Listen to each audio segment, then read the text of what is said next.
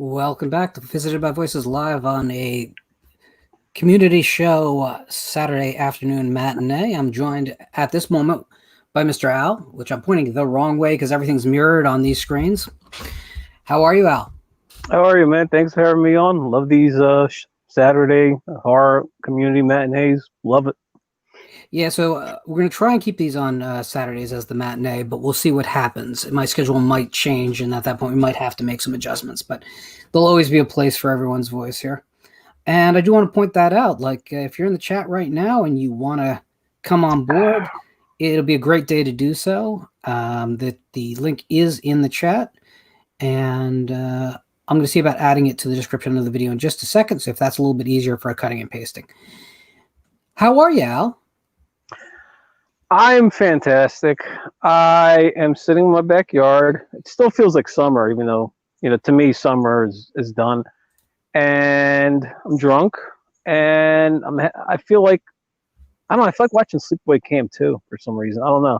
It's just maybe it's the vibe or something. I don't know. But I'm great, man. I'm always ready to talk horror, and let's do it, man. I think the community shows, Lauren, was a fucking great idea by you, man. Because it gives everybody a voice, whether you agree or disagree. Listen, I've had Andrew tell me the other day, we were Steak Sauce woke me up 8 a.m, and he had some of his shows. I don't know, he couldn't sleep for 2 days, and I was in the room, and then I remember Andrew left a comment. He said that he actually didn't like Alone in the Dark 1982, and I didn't even bring it up. Andrew from Family Podcast Firefly, and I mean, everybody has their likes and dislikes. Listen, I'm not gonna sit here, and bash anybody for liking this movie or not liking that movie. Everybody, there's movies I haven't seen where you and Piz might be like, and Alan's a horror fan and he hasn't seen them. But that's the way it is, man. I mean, horror is like never ending. There's so many movies out there I have yet to see that I want to see that I'll get around to, and then there's other movies I just don't care about. And that's what this whole community thing is about. It's about, getting everybody's perspectives, agreeing to disagree, but we're all, we're all friends. We all love horror movies, and we all have a voice, So, Lauren, by the way, Scream 5, January 14th, 2022. Yeah, it's on my list. And we got to go see that along with Halloween and Texas Chainsaw Massacre. You're killing me, man. So, Scream 5 is such a weird thing for me, because if it was just Scream 5 and not the Ready or Not guys, there we go. Oh, God. Here we go again. Here we go. And goodbye. This guy, man. I just feel privileged because time is. I wish I knew who it was. Time is an essential thing in people's lives. So if they're willing to devote this much time to try and troll me with something that I find amusing to begin with, that's a specific type of person. So bravo. They should at least get in the chat. Talk horror. Hey, listen, I'll bring anyone in here. But the rule is going to have to be, since we started out on that note, if you want on, I'm cool with it. But turn your camera on or message me, because there's about 1 million ways to reach me, and they all start with that Visited by Voices, and just reach out to me and say, hey, I want to come in, but my camera's not working. But I'm not going to put anyone on without the camera working at this point. So Scream 5 is just one of those things. If the Ready or Not guys weren't making it, I would have zero interest. Sorry, I'm getting attacked by bees here. Bees? Good. You mentioned bees. So 5 stings clearing out the hives in the basement. Pretty brutal. Yellow Jackets. I think Al just froze. But Scream is just one of those things. Like, it's, as a franchise, it has no allure to me. The first film, I liked the first film. I don't particularly like its fan base, because they tend to overstate the importance of that franchise in ways that really kind of annoy me. That's not to say that if you're a fan and I don't like you or I don't respect your opinion, but my God, the soap opera aspect of it, people caring about those characters. Whenever you have a franchise where people are like telling you they better not kill off my favorite character, that's not right. That's opposed to everything that horror stands for. Yeah, I don't think they're going to kill off Neve Campbell. At least I hope not. I hope. But then again, you don't know. I want them all gone. Do you really? Even Deputy Dewey? Yeah, that's cruel, man. No, no, no, no, no, no. The horror genre has to have stakes in order for it to work. If people are safe simply because they're popular, then the whole genre falls apart. You Right, know? right, How can right. you have any suspense if you know the character's safe? And you can say, well, I care about that character so much, but this is go round number 5 for these characters. Yeah, they better make it good, man. Hold on, Lauren, 1 second. Give me 1 second. One Yeah. second. Should we just pause and wait for him to return? So,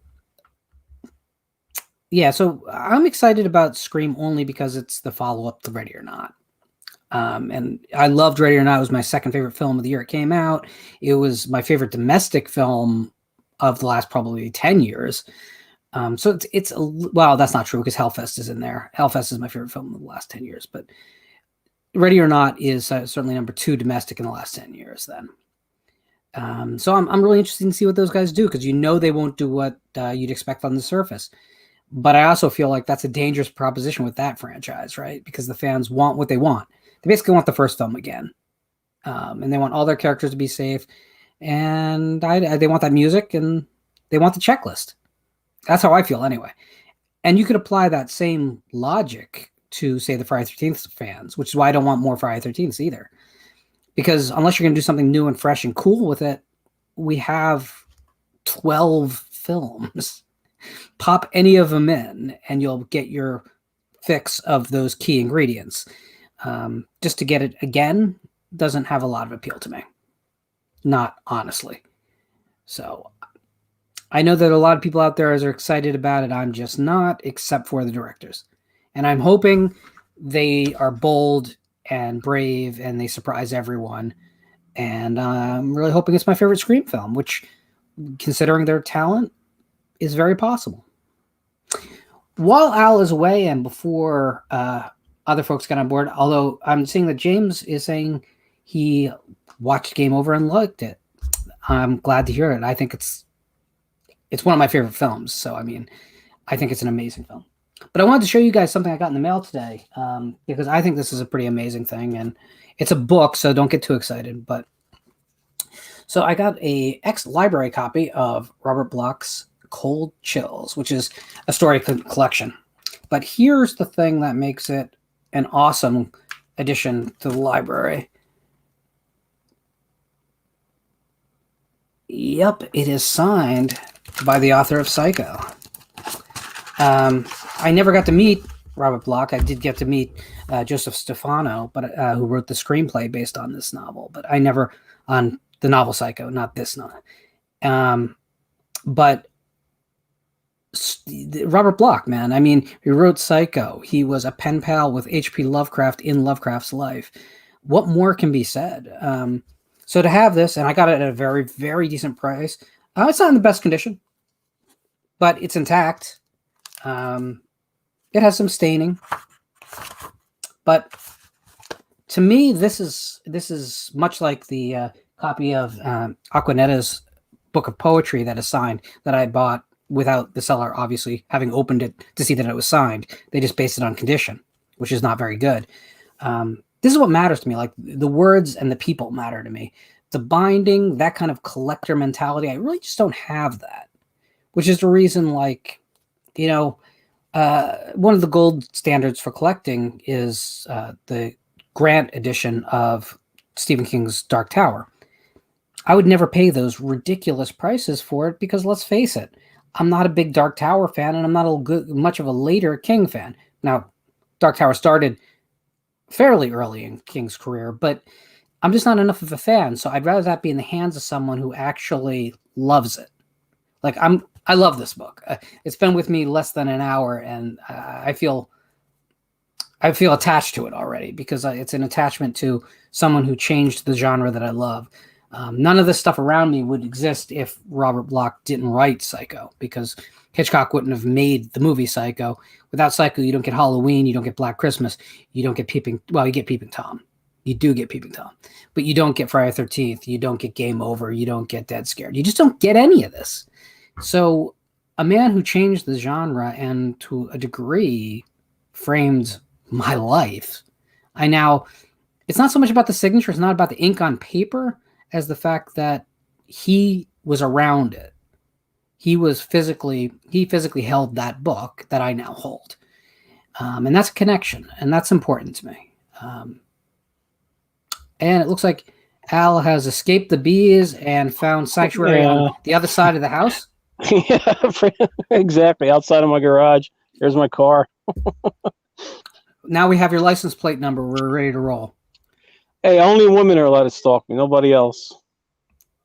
No promises. We do have another guest to the show. Oh, man. Mr. Tar Heel, how are you? Oh, not too bad. How's it going up in New Jersey, Ron? It is, well, the weather's broke, so it's cooler, which I love. Same here in the Tar Heel state. And there's even a little bit of changing of leaves starting in a few places out my back window. Oh. Unfortunately, my sunflowers have really given up the ghost completely now. But on the other hand, here, this is the saga of my garden. I know you guys care so much. This is so intricate to the horror genre. Let's see it. It's essential. Oh, I can't show it to you. The camera won't reach all the way over there. But it's okay. I thought you had like one of those. No, unfortunately, it's not wireless. But I started harvesting peppers, so I have green peppers coming out now. Damn. I have about 40 Jack-Be Littles ready to be plucked and used as decorations for the house.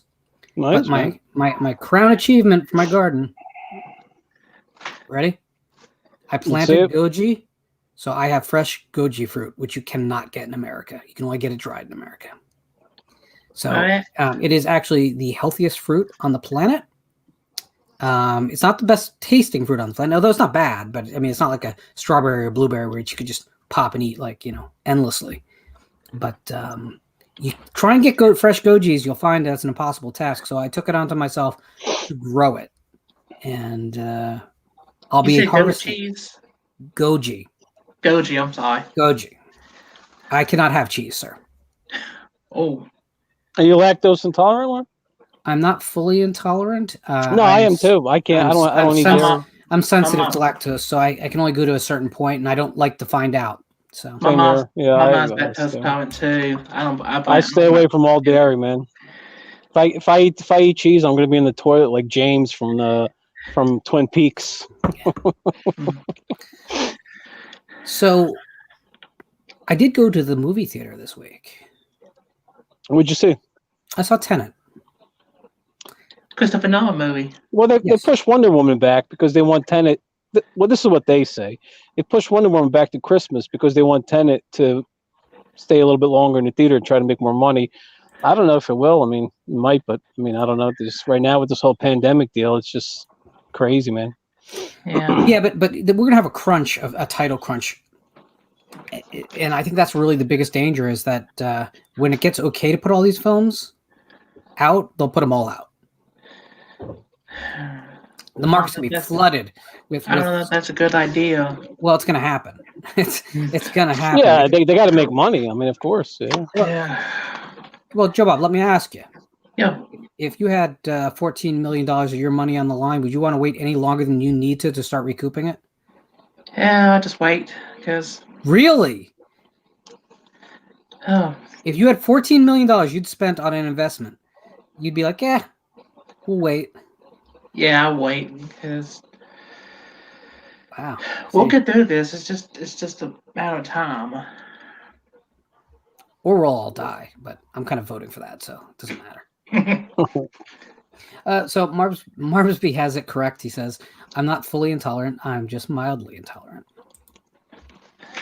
I'm a very, very socially liberal person.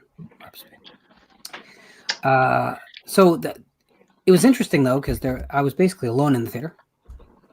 There was like no one there. It was a matinee through the week, but there was no one there. So it was very much like seeing a film in your big living room, the biggest living room with the biggest screen you could.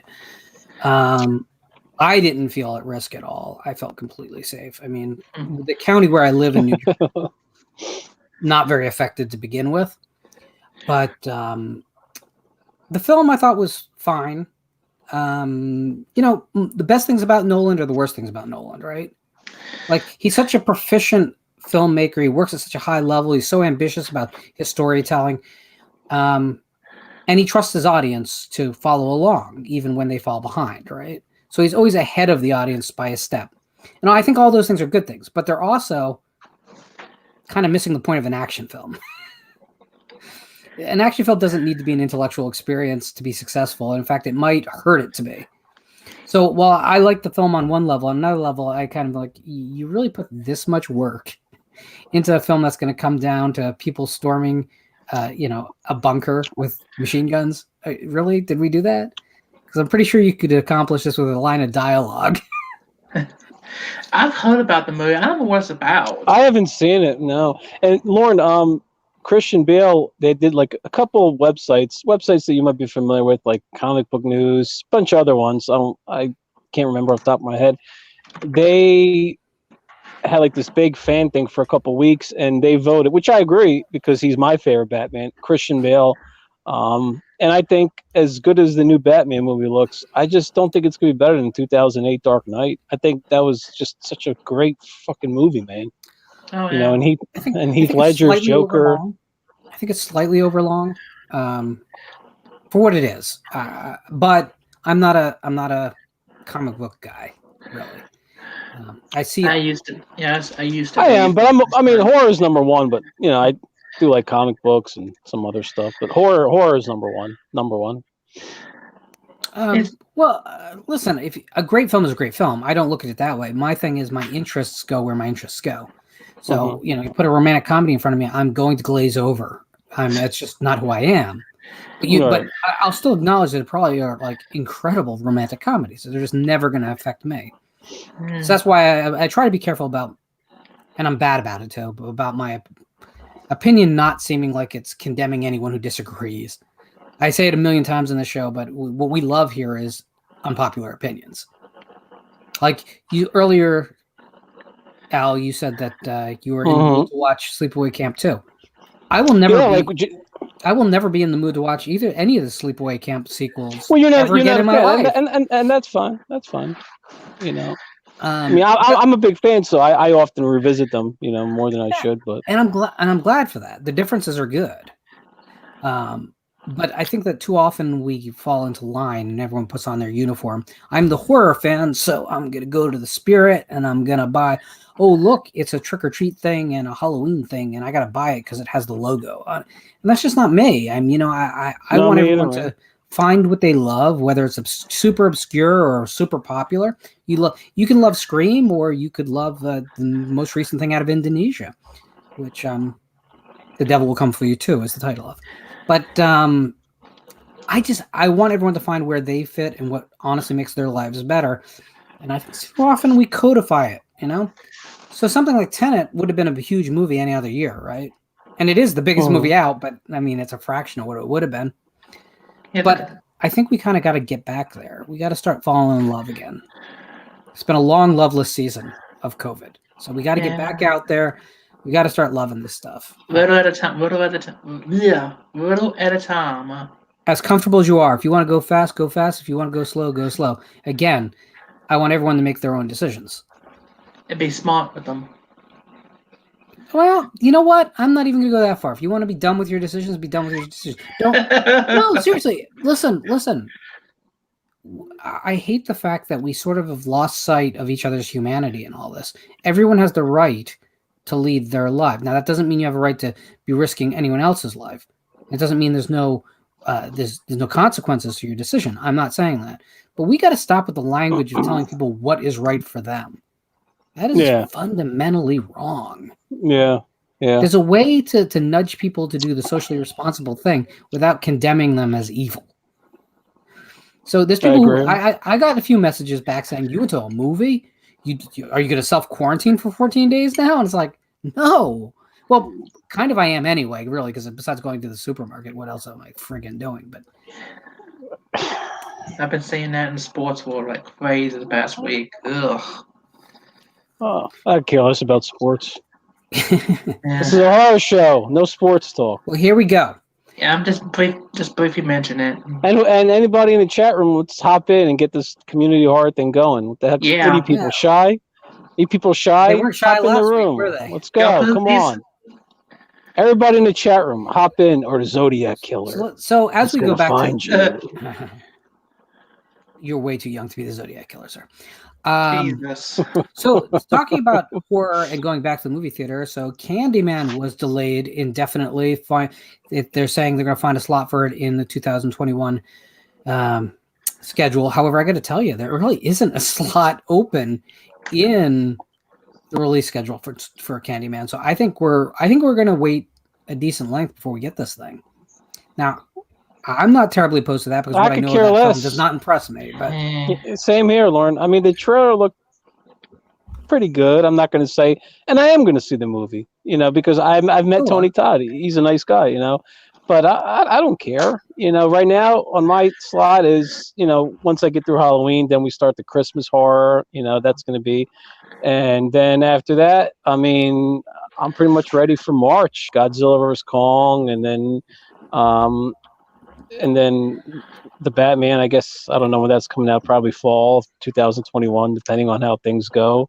If the world doesn't turn to more shit, Yeah. And, right now you really don't know, dude. I mean, in a month, we could be in another lockdown. You just got to take things one day at a time. You just don't know. I mean, things are so messed up right now. It's just, it's a shit show, man. Amen to that. And that's why I'm drunk, because, the fucking world's going to hell. What are you drinking there? I am drinking tequila with a splash of, it's like called Propel. It's like a Gatorade drink, but it's like no calories. Oh, I know Propel. Stuff like that. Yeah. It has a couple of flavors. Which flavor Propel is it? The kiwi strawberry, or I think it's strawberry lemonade. It's the green one, I think. Maybe, yeah, the green one. So that's kiwi strawberry. Yep. Did you run out of pink umbrellas, or? I have some upstairs. I can go get it. Yeah, awesome. Hubba. Awesome. I don't drink alcohol at all, but Joe Bob, what do you drink? It's mostly soda, water, and then I get my hands on. Is that's why I cocaine want to actually get water some soluble? What's that one? What?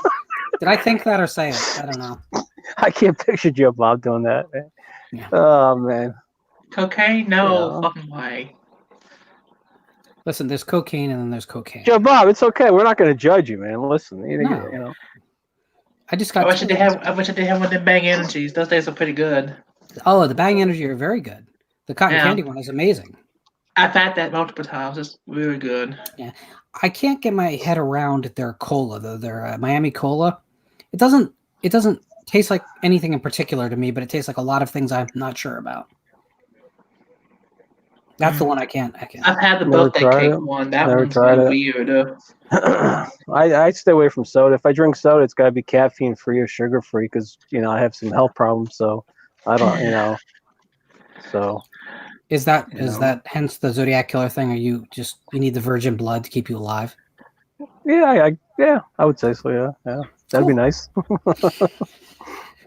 Well, we're probably in the wrong city for that, but we'll talk offline. Absolutely. So at the movies too, check this out. So right now, this is insane.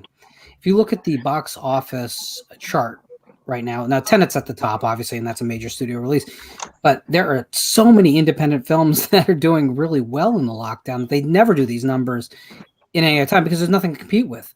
As you know, Synchronic is a smaller is a film that's coming out from Welgo Distributors, which is a smaller distributor. But right now they have 3 films. They have 2 films right now in the top 25, and they're going to have 3 when Synchronic is released on October 23rd. They have Peninsula and Cutthroat City out right now. These are films that would never even have charted. They normally have gotten 2 theaters in America, but right now they're actually getting screens. IFC currently have 5 titles on the top 25. These smaller companies never see these numbers. So I think that's the hopeful side of it, is that while the big guys are so afraid to lose money, it's giving an avenue for these smaller distributors to come in there and put smaller films on screen. And I'm hoping, against all hope, that kind of sticks around and the theaters learn, hey, you know what? Maybe half the screens go to the big blockbuster titles and half the screens go to smaller films that we can rely on for X amount of dollars, but with a better deal where we're actually making money off the ticket, not just concessions. I mean, would you guys go out to the theater more if more smaller independent films were on screens instead of the big crap that's everywhere that'll be also streaming on every service in 2 months? I would if I found interest in it. Yeah, I mean, if it was like, for example, like those Never Hike Alone movies type of, independent. That's a I little would bit see different because that. there's a legal problem there with putting it on a screen. But Yeah, but yeah, I mean, like if it was only if it was a horror movie. If I found it to look interesting, yeah, I would check it out. Absolutely, you know, because I think some of these fan films are really, really good. Remember the Halloween one from last year, Lauren? I've never watched a full length Halloween fan film. I hate to say this, but I still have a lot of trepidation before I'll watch a fan film. Never Hike Alone is a different monster. Yeah. Because the production value is so high. But then again, they sat there and they said, realistically, we can make a 22-minute film that looks awesome or an hour and a half film that looks not as awesome. Yeah. And they chose rightly to make good for what they could do. They maximized what they could do rather than focus on what they couldn't. And I think that's smart filmmaking, smart art, period. But you don't get that a lot. You get a lot of fan films that look like the camcorder in the backyard when you were 12 and you got your sister to hold a stick. That's how I used to make horror movies. I did when I was like 12, man. I had a camcorder and I would get like 10 of my friends and we went to our middle school and I would be the director. We would get fake blood from the Halloween store. And we would do this like once a year, just around Halloween time. And I would direct. We would make horror movies that would last about an hour. And it was pretty funny, but it was kind of good. Like I had a good like a hand to it, like that niche. I had like a good niche, because I was already watching horror movies since 12, so I'm like 15, 16, and I'm sitting here directing horror movies on camcorder. It was so much fun, man. So I have unfortunately, because I'm the guy people ask about the Friday the 13th lawsuit about all the time, I have alerts go off all the time whenever certain keywords come in because I don't want to get blindsided. And Looper just put up an article about feeling like the Friday the 13th. Looper, oh my God. The Friday the 13th saga may be exhausted. Well, guys, what was your first hint? Yeah, no Looper, shit. Everybody makes fun of Looper. Looper, sure. Looper is they're. But I mean, come on. I have nothing to do with Looper. Is Friday the 13th clearly exhausted of the creative way forward? I don't know. Do Hallmark sell greeting cards? Yeah, they do. I mean, realistically, come on, guys. Just stop getting. They know that like Friday the 13th is an important enough cultural artifact that you can put up an article and people will read it. Yeah, but until there's something to report, terrible. Stop. I think if you read the actual court ruling for the actual case, the appeal is what we're waiting on now. But the actual court case, there was so much showmanship in it. Like the actual decision was written very tongue in cheek, and it talked about these rights issues will rise up from the lake like a reanimated corpse. It was they were trying to be in the spirit of the thing, right? So I think the Second Circuit, when they announced their appealing ruling, I think they're going to do it right around Halloween. I think that's what we're actually waiting for. I think they're just doing it for showmanship at this point. Probably, yeah. Right around the 40th anniversary, was that a while back? And hopefully we get good news. Hopefully it's not, bad news. It will not be good news. No, you don't think so, Lauren? No. I agree with Lauren. So I'm trying to be optimistic, but yet realistic. You know what I mean? So let me ask you. It's a thin, fine line. So, this is going to go back to comic books, unfortunately, but the Jack Kirby estate sued for character rights, a reversion of copyrights on the physical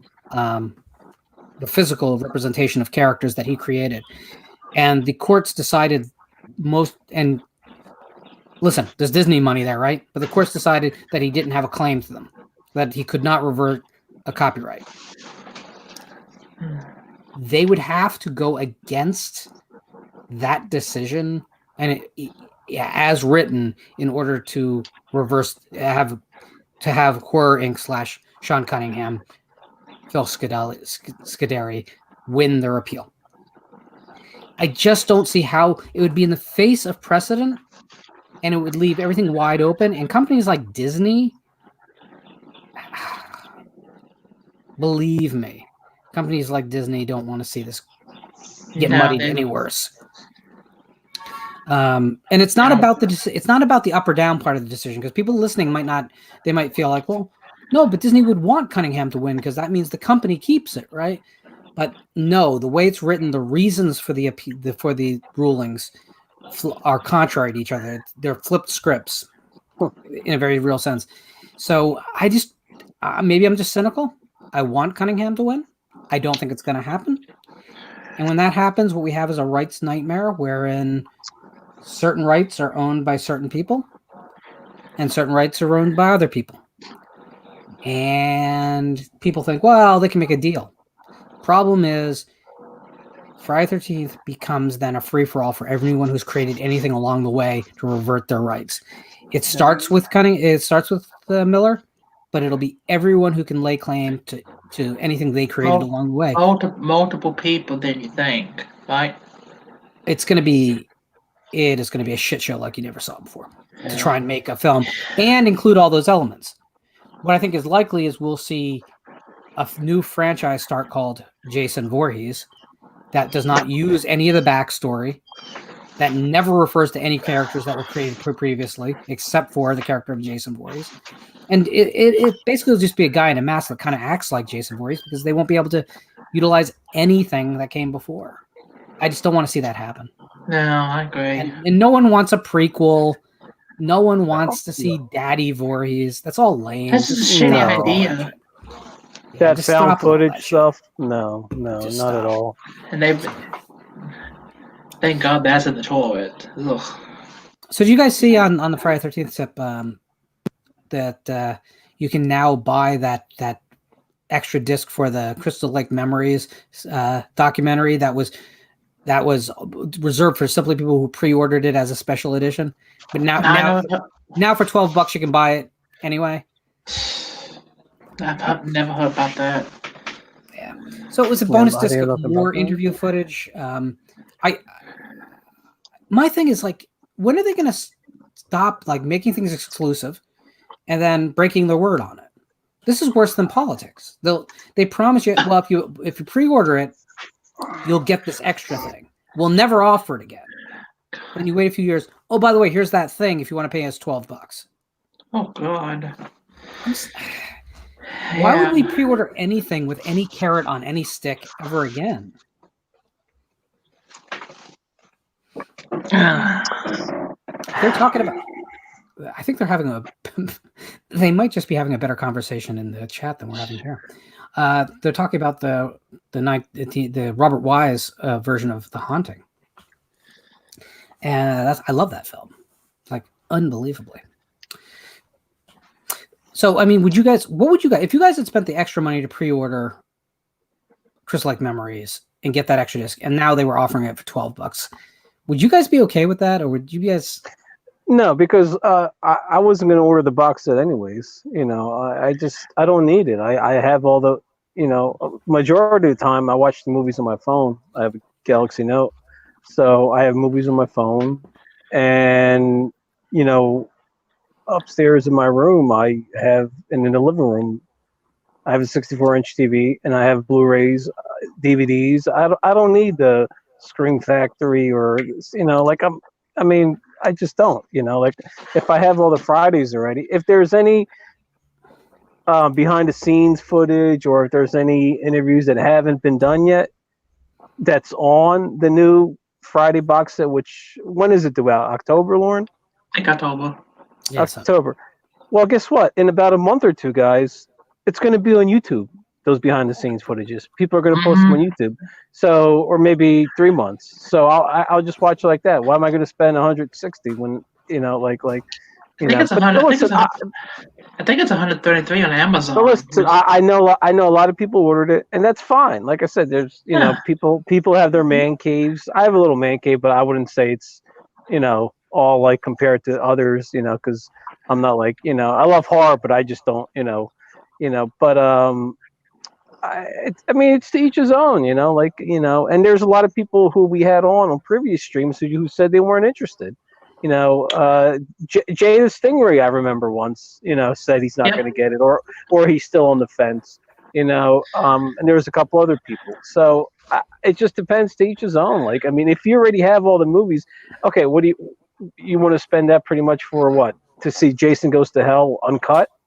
I mean, I don't know. I mean, how much, like, I don't know. We're going to have to see when it comes out, like, the people who actually have it, if it was worth getting it, if it was worth paying all that money for, and what they have to offer and special features. Well, again, I'm in a very specialized position because I took a hard stance that I wasn't buying it, and then someone bought it for me, pre-ordered it for me. So, Damn. You're a lucky girl, Lauren. I hope, see if she has any friends. Hook me up, man. that's not even the case. It's still kind of mysterious. I think I know, but I will say this: I'm interested to open that box, but I think it's going to take me a long time to even watch all of it because I don't have this. Hey, wow, it's a new shiny disc that I can put in a machine and it'll play the same movie that I have over there.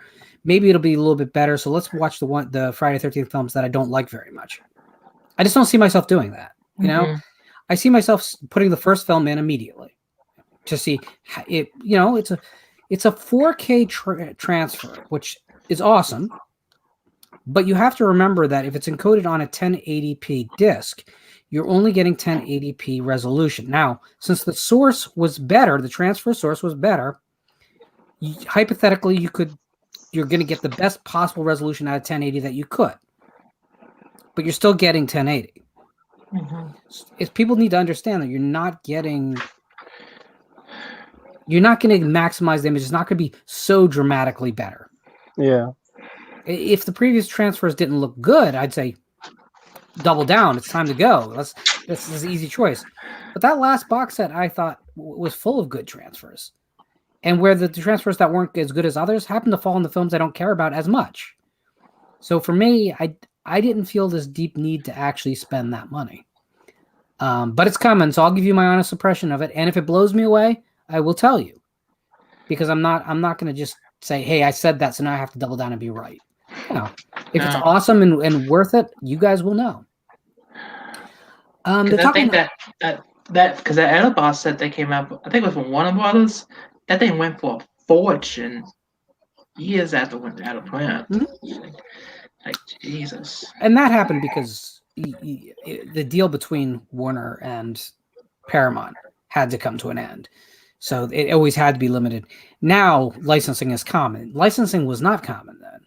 Licensing is very common now. So now everyone's looking at it as normal business. So I think we'll get true 4K UHD discs for the first 4 films. And again, I'll be tempted by the first film. I'll definitely be tempted by the 4th film. Maybe the 2nd. That's probably it. I don't think we'll get any of the others on 4K. I think people are going to end up... I'll be very interested to see how people receive Jason Goes to Hell unrated. Because HD inserts of the gore shots is... not going to look good. Not in comparison to the film around it. Yeah. So that's a big question mark. There's a lot they can do to try and make it hide the seams a lot better. But I don't know. That might be something that we shouldn't have been wishing for quite as much as we did. Jason Goes to Hell is already a pretty bloody film. Yeah. Even in the R-rated cut. In the beginning, Yeah. I don't think I've ever seen it in its entirety. I've seen bits and pieces. No, I like the film.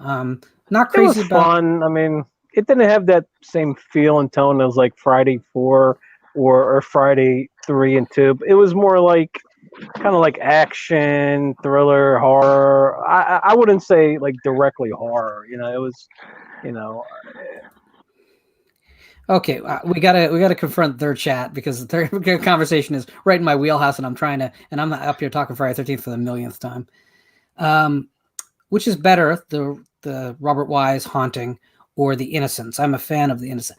I like the Innocents a lot, but I am more of a fan of the Haunting. Now, and I'm going to throw the title from earlier in the conversation, your conversation, in Legend of Hell House, which I would say is my 3rd favorite of the bunch. I do love the thick atmosphere of the first act of that film, and it does have that weird sexual tension that the others don't have. But I do think the final act kind of shits the bed. And that's unfortunate because I think there's so much goodwill up to that point in Legend of Hell House, which is why I think a lot of people don't talk about it. But what I love The Haunting because it is the Shirley Jackson novel, just with the wordplay between Theodora and we lost Joe Bob. I'm still here. Okay.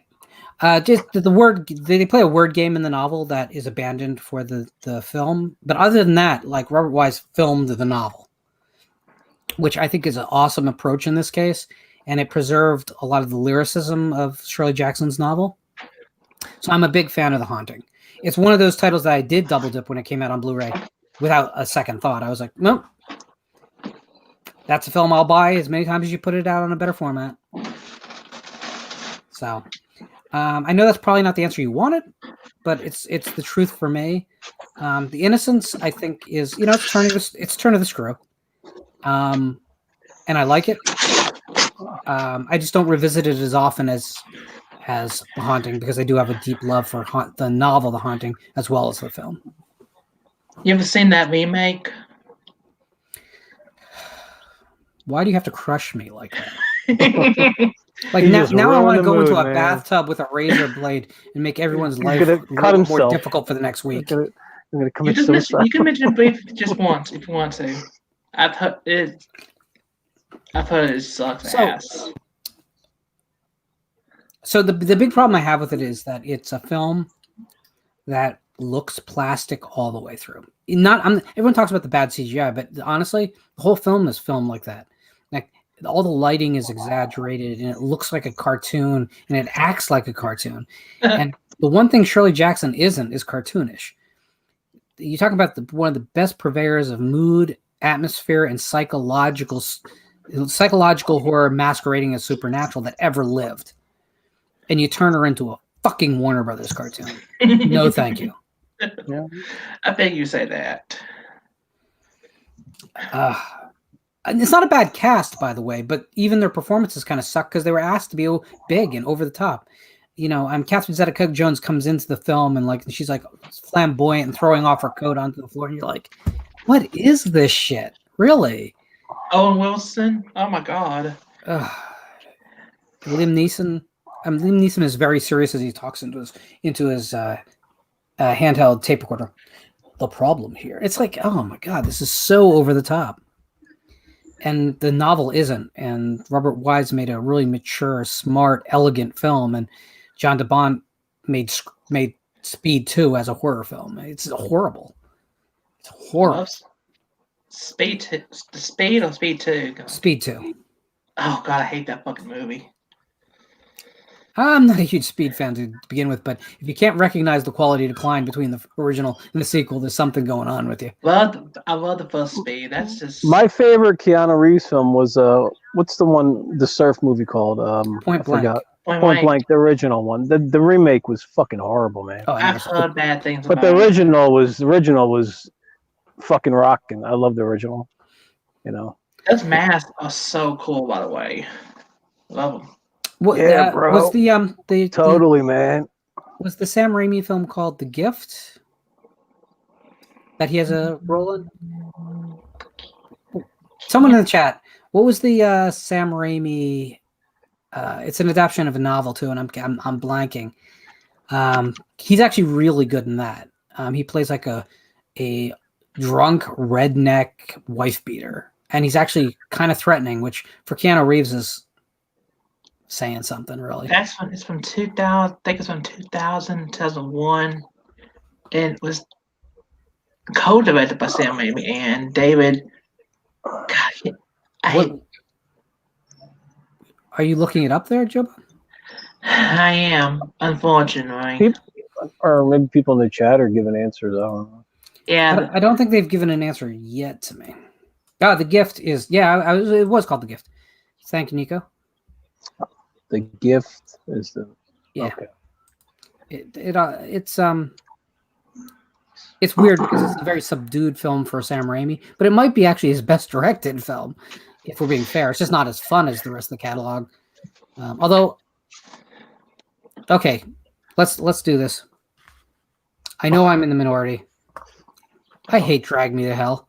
I hate that movie. It's so lame. It's like a dumb version of Thinner. That's all it is. Thinner wasn't bad. I actually enjoyed Thinner. You didn't like Thinner, Lord? I like Thinner, fine. I don't like Drag Me to Hell, Drag which is Me to just a Hell. bad version of it. Is that a PG? Yeah. Was that a PG-13 film? I think it was. It might as well have been. All I remember is that like it goes as far as to throw an anvil at a character's head, and I'm like, oh, can we just not ever watch this movie again? Well, I can't stand PG-13 horror movies. I don't care. No, I can't stand it. I think there's a place for him. I feel bad for that 12-year-old living with a fundamentalist family who don't want him to see any films, and the only things he can see are PG-13 horror. So for that kid, I'm glad they're out there. Yeah.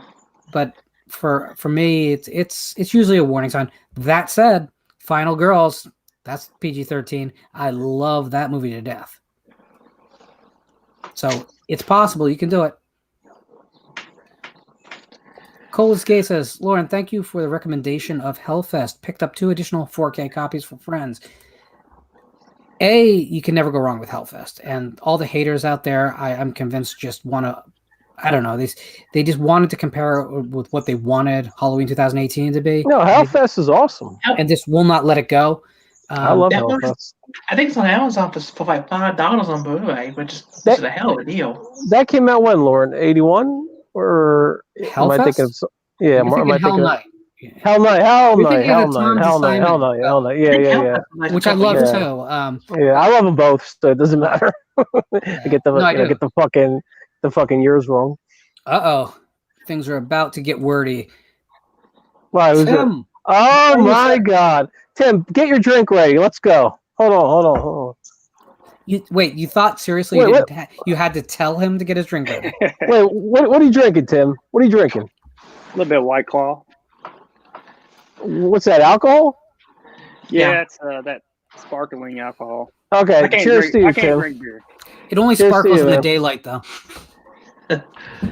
Now we got to get Jess on here. Tim, hey Jess, if you're listening, get your ass on here. Did you see Tim? Yeah, I saw that. That's awesome. Yeah. What is that? This is a copy of a collection of Robert Bloch's short stories. Robert Bloch writes Psycho, of course. Oh, really? But it is a signed copy, sir. Damn, that's awesome. That's pretty cool. That showed up today. Have you read his Jack the Ripper? I've not. Book. That's the next one I was going to read by him. I love Bloch, but he is very much a writer of his time. Yeah, so he gets on me. Yeah, you got to be ready to. But the good thing is, he was never that guy who wrote long novels. He was never pushing the boundaries. So you can read one and then next year read another, and you're fine. Well, he's from that era where the long novel wasn't prominent. No. So, but I did watch House of Drip Blood last night. So a little Robert Bloch connection. Yep. The Amicus collection. House of Drip Blood is good. I think that we need companies that have figured that out, right? That anthologies can work if you just care. That would be nice. I just revisited Beast Must Die, the last thing that Amicus did in the genre. And it's probably the film that killed them as a company, but I love that movie. It's my favorite werewolf movie. Yeah, I watched it not too long ago. My favorite, I'm a Howling fan. I've always have been. Part 4 is probably my favorite. I just like the story and how it leads to. I don't know. It's between part 4 and part 2. I don't know. I'm a big Howling fan. Have you ever read Gary Brandner's novel? Miller? No, yeah. No, I haven't. Tim? No. Which one?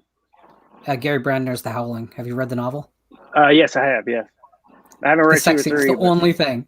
The sex scene and the idea of a commune. That's it. that's all. That's like Dante was like, "You really want me to do? No, let's do this instead." Brandner's really weird. Brandner's a weird writer though, because he was quick to slum on projects. Like the original Howling is pretty good. The 2 sequels, not as much. And then do you remember Cameron's Closet was a big deal for him when that came out? That was like it was a big novel, and then I picked it up and I realized how slight of a novel it was, and I was really like, this feels like he's trying to do a Dean Koontz novel, and it's not really coming off. Weird. But he made all that Howling money, so it didn't really matter. Yeah, I know.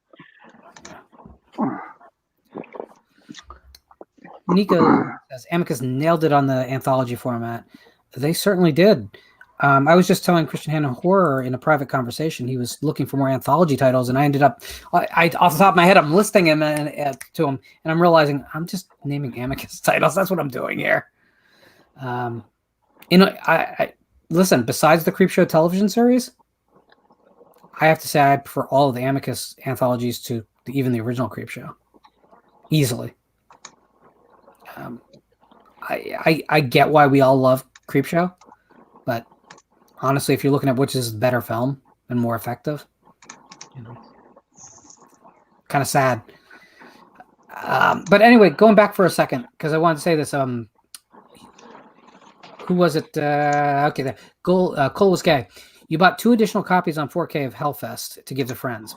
I want to thank you for doing that, and I also want to just say that besides the 2001 4K, Hellfest is the best 4K on the market. That HDR pops like no other title, and the stability of that picture is amazing. It is just I'm not just saying it because I love the film. That release is exactly what the industry should be focusing on. Not a million special features. Make the movie look good. Do you drink every time I mention Hellfest? Is that the deal? I can Every make time one says Hellfest, I can make this miserable for you. Say that for the house. Say that for the horror house parties. I did just anytime he says this word, you got to do a shot. Have you seen it, Tim? Yeah. I haven't seen it yet. I was going to wait for October watch, but awesome movie. Awesome movie. It is the quintessential Halloween movie. I hear Hellfest and The Haunt is a good double feature. The Haunt? Maybe. They're similar in a lot of ways. I have problems with The Haunt. Oh. It just doesn't. It's a fantasy film, really. It doesn't feel like a real place you could go and visit and live in that world, which is what I love so much about Hellfest, more than the slasher stuff. It feels like you could go to that haunted attraction, and you could live there, and you'd be. It's everything we want from the Halloween season, right? Is all around you, and you kind of live in that world. Mm-hmm. It's intoxicating to me. Whereas Haunt feels like a horror film if it's set in kind of a haunted attraction that is all stage props. It still has a lot of good stuff in it. I love the face tattoos. I love a lot of stuff in that movie, but I wouldn't compare it with Hellfest at all. I know other people feel exactly the opposite, and that's cool because we love differences of opinion. We love unpopular opinions. I have a lot of unpopular opinions, but now one haunted house attraction slasher film that I watch every year is called Haunted Ween. It's an '80s film that was filmed in Kentucky. I watch that every year, but it hasn't got a proper release. I'm hoping at least Vinegar Syndrome or somebody picks it up. That would seem like the company that would do it too. All those VHS titles that have kind of gotten consigned to history's bin, they're the only ones that seem to care. So that would, I'd be shocked if that wasn't on their radar, to be honest. Mm-hmm. So what was the last horror movie everybody's seen? Halloween movie? Oh, I can't remember. I just watched Halloween. Night? I watched Halloween 4. Halloween 4 a couple nights ago. I'm gonna watch that tonight, Tim. I'm gonna watch 4 or 5 tonight. I don't want to watch the original till like 1 and 2. I'm gonna wait till October, but 4, 5, 6. I'm gonna start. I watch 4 and then backwards every year. I'm you don't like 5, 6, Tim? No. That stops at 4 for me. Tim, we're gonna talk about Halloween 5 later on this year. Oh no, I love. I actually liked Halloween 5. Me too. So I'm about to embark on the storytelling autopsy series for Halloween in October. He's back. Yes. Fucking A. And He's fucking back. So I have been revisiting these movies. Roy, make sure your camera's on so I know it's you. Roy? Who's Roy? I don't know. That's what we're gonna find out. Oh, it's Joe Bob. Hey. Oh, Joe. No, Joe Bob is Joe Bob. We have someone else named Roy who's currently showing me a ceiling. If I see a person, they can come on. If I don't see a person, I don't want to really listen to their pornography at this point. I see. I'm too drunk to realize who's in the chat, anyways. Oh, it's a real person. Okay. Hello. Oh, we got a new face. You could say hi. You could say hi, man. It's okay. We're not going to bite you. What's going on? Not much. What's the discussion about today? We were just talking, about a lot of things, but the Halloween movies had just come up, and a slight difference opinion about Halloween 5. I didn't enjoy 2018 movie. I like Halloween 5 quite a lot. I did too. Brother, you are welcome here. Yes, welcome to the horror fraternity. Welcome to the horror fraternity. Kappa D horror. Let me get rid of the banner so that we can. Why does Halloween 5 get so much hate? I think it's a good sequel to Halloween 4. Like to Halloween 4, I think it's a good sequel. I don't know why so many people hate it. And that's okay. Like I said, we're a community. We agree to dislike. I just don't. It's interesting to get different perspectives. Why so many people hate Halloween 5? I don't understand it. Do I think 6 is better? Yes, I think 6 is better. But Halloween 5 still has that, that feel, that 80s tone. I like the kills. I like the, Donald Pleasance's performance was good. I just don't know why so many people hate Halloween 5. I'd rather disagree with movies than politics. This is better than politics, put it that way. Well, I'm gonna start wearing a hat that says "Make Horror Good Again." So. Good. I don't even want great. I'll buy that hat. Good, solid, surprising once in a while. It might be, Lauren. Like, you never know. Halloween Kills might be really good. Scream 5 might be really good, and hopefully Leatherface. Texas Chainsaw Massacre is really good.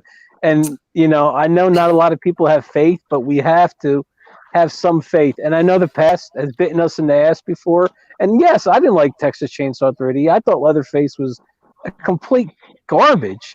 But maybe we might get something good, man. We just don't know. I know that you guys were talking about Life Force the other day. What would you like to see in a Life Force remake? More naked women. Exactly. Actually, I think Tim, I'll drink to that, man. Hold on, let me. I guess I would just like to see them streamline the story slightly. I love what Life Force is, but we already have that movie. Oh, If they were going to remake it, I'd like them to streamline the story a little bit. I'd like a little bit more character development, a few less characters, because there are too many principal characters in that movie. And maybe just give me someone to care about and follow as a main protagonist through the whole feature. That would be my suggestions. I'm afraid they'll just go crazy on the CGI on a Life Force remake. And that's what makes the original great. Steve's daughter was trying to work on something. Steve Railsback's daughter, and I don't know what had happened with that. I don't think she has much pull to make a new movie of that. So I know that Steve Railsback, that's one of the first movies. I'm always interested when, after a long time, someone wants to revisit a property. But I always wonder if, wouldn't it be just fine to make a late in the day sequel to something like that? So what happens after Life Force? Because that's probably much more fascinating, uncharted territory. Yeah. To me. Kevin is asking if I could recommend any other Jallow movies. I'm going to let you guys pretty much answer first, but I'm assuming by saying other Jallow movies, he's saying don't go through the Argento titles, don't go through the obvious Fulci titles. Oh, okay. In that case, I'm not going to say anything. Yeah, Lauren, do you like any Israeli horror movies? Excuse me? Do you like any movies? A couple of years ago, I can't think of the title, that there was a really good horror movie made in Israel where I can't remember the title. I'll try to look it up, but I was trying to see if you remember that one at all. Israel. What was it about? I'm not remembering. a title from Israel Pull offhand. up on the computer here. Okay. I know that a lot of people really liked it, and then they started making other horror movies. This team of people out there, but I haven't heard anything. You don't mean Under the Shadow, do you? Because that's an Iranian film. No, definitely not. Okay. It's a totally different country. Yeah. Anyway, so Yeah. Big Bad. I didn't like Big Bad Wolves, but that was one of them. That was the. Did you ever see that one? It. No, I did not. Yeah, that was all right. And then there was Jerusalem, like with a Z. You know what? That has been on. I was provided with a link to a stream of that forever ago. It's been on one of those titles that almost gets to the top and keeps getting pushed down. Was it good? Yeah, I'm just remember. I looked up the person's name, Doron Paz. So they're making a lot of movies. I think that one was way better than the Wolves one. It reminded me a little bit of some of the Jallow movies, so that's why I brought it up. That's cool. I'm gonna move that up on my to watch list then. So Jacob actually has my first answer on the Jallow question, which is all the Sergio Martino stuff. Absolutely. All the Colors of the Dark is a great place to start. Just start there. Secret Vice of Miss Ward is another great choice. Just you really can't go on wrong with anything from Sergio Martino. Certainly some of Lenzi's stuff from that period as well. Or of course, in my opinion, the best Jallow ever made. That's to me, that captures everything a Jallow should do, and then some. Maybe a little too literate for some people, but I think that should never be a negative. Nice. I was wondering, is the Sausage Factory still going on, or how does someone watch these the new shows? Okay, so it's funny. That's an interesting segue. So Sausage Factory is dead. Long live the Sausage Factory. The new show, Region Free, will be everything you love about Sausage Factory, but will have a lot of it'll have a lot of benefits of a fresh start and less of the baggage that held us down in certain places in the past. I'm talking about being able to get guests that matter. I'm talking about having a show that can be cut into pieces as well, and so individual topics will be at your disposal. If you just want to see what we thought of Halloween Kills when it comes out, you're going to have that available. You're not going to have to wade through a 3-hour episode to find out. So there's a lot of things about the new format that I think are going to be really engaging and build upon our existing audience without throwing anyone who's already on board over the railing. I also think it's a very flexible format that's going to be healthier for the panelists, because in reality, not all of us should be on every show. Like if there's an episode about video game movie adaptations, I'm not the guy you want to talk to. Having me on that episode is pointless. So this is going to allow us to tailor episodes to themes better and have the right people in the right place at the right time. The look and feel of the show is going to be a lot more professional without losing everything you liked about the carefree nature of the existing show. When does that start? Well, Piz announced it on my channel, so I guess I can say now that October 1st is the first episode. Okay, and that will be on YouTube, right? That will be on YouTube. It will be on the same channel. If you are subscribed currently to the Sausage Factory, you are already subscribed to Region Free. Okay. Yeah, I just didn't know what happened with the Sausage Factory. It seemed like there was some kind of problem. I didn't know. There was never a problem. I've always been trying to be very transparent about this. What happened is a conversation started, and I won't be bashful about this. I was the first to speak up, but once I did, everyone kind of spoke up. And last season was a challenging season for us. That's why it was also a short season for us. We did more like commentaries on movies, and the dynamics of the show was changing, and it was just we realized we needed to freshen up the apartment. We needed to. And we started listing the things that we think were potentially holding us back. And, if you've watched my channel, you see that the guests I've gotten on the show on a regular basis. People from the world of literature or film, getting the creator of Ghoulies by just, reaching out. Well, that happens for a show called Visited by Voices. It's a little bit harder to get it for a show called The Sausage Factory. Right? Mhm. So the idea was to make it the most accessible to both the viewers and to potential guests, to build something so the community could enjoy more. I got to tell you, some of the conversations about we have for long-term goals will blow your minds if we can get there, guys. Like really cool stuff. But we got to get there. I'm intrigued. The shows will always be free to watch live in their entirety. On replay, there will be the Patreon to watch the episodes in their entirety. But the episodes will be cut up, and all the episodes inside every episode will be available for free on YouTube, just not as one big block episode. So you're not losing anything. It's just being reframed. And then for the people who want to go to the next level, we are planning some additional things that I think will make people very, very happy as well. What the fuck? Let me. Do you guys want to? Oh, Jess, you're doing a shot without me, man. Come on, dude. Load it up again. Load it up. Let's go. Hey, Lauren. Everybody. Hey, how are you, Jess? It's good to see you, man. Good. How about yourselves? Hey, good to see I'm you. good. So Good. you guys have seen I film and score all the introductions to my videos on this channel. I actually created the intro video for Region Free as well for the show. Shit. And this was a much bigger production. Jess, you ready?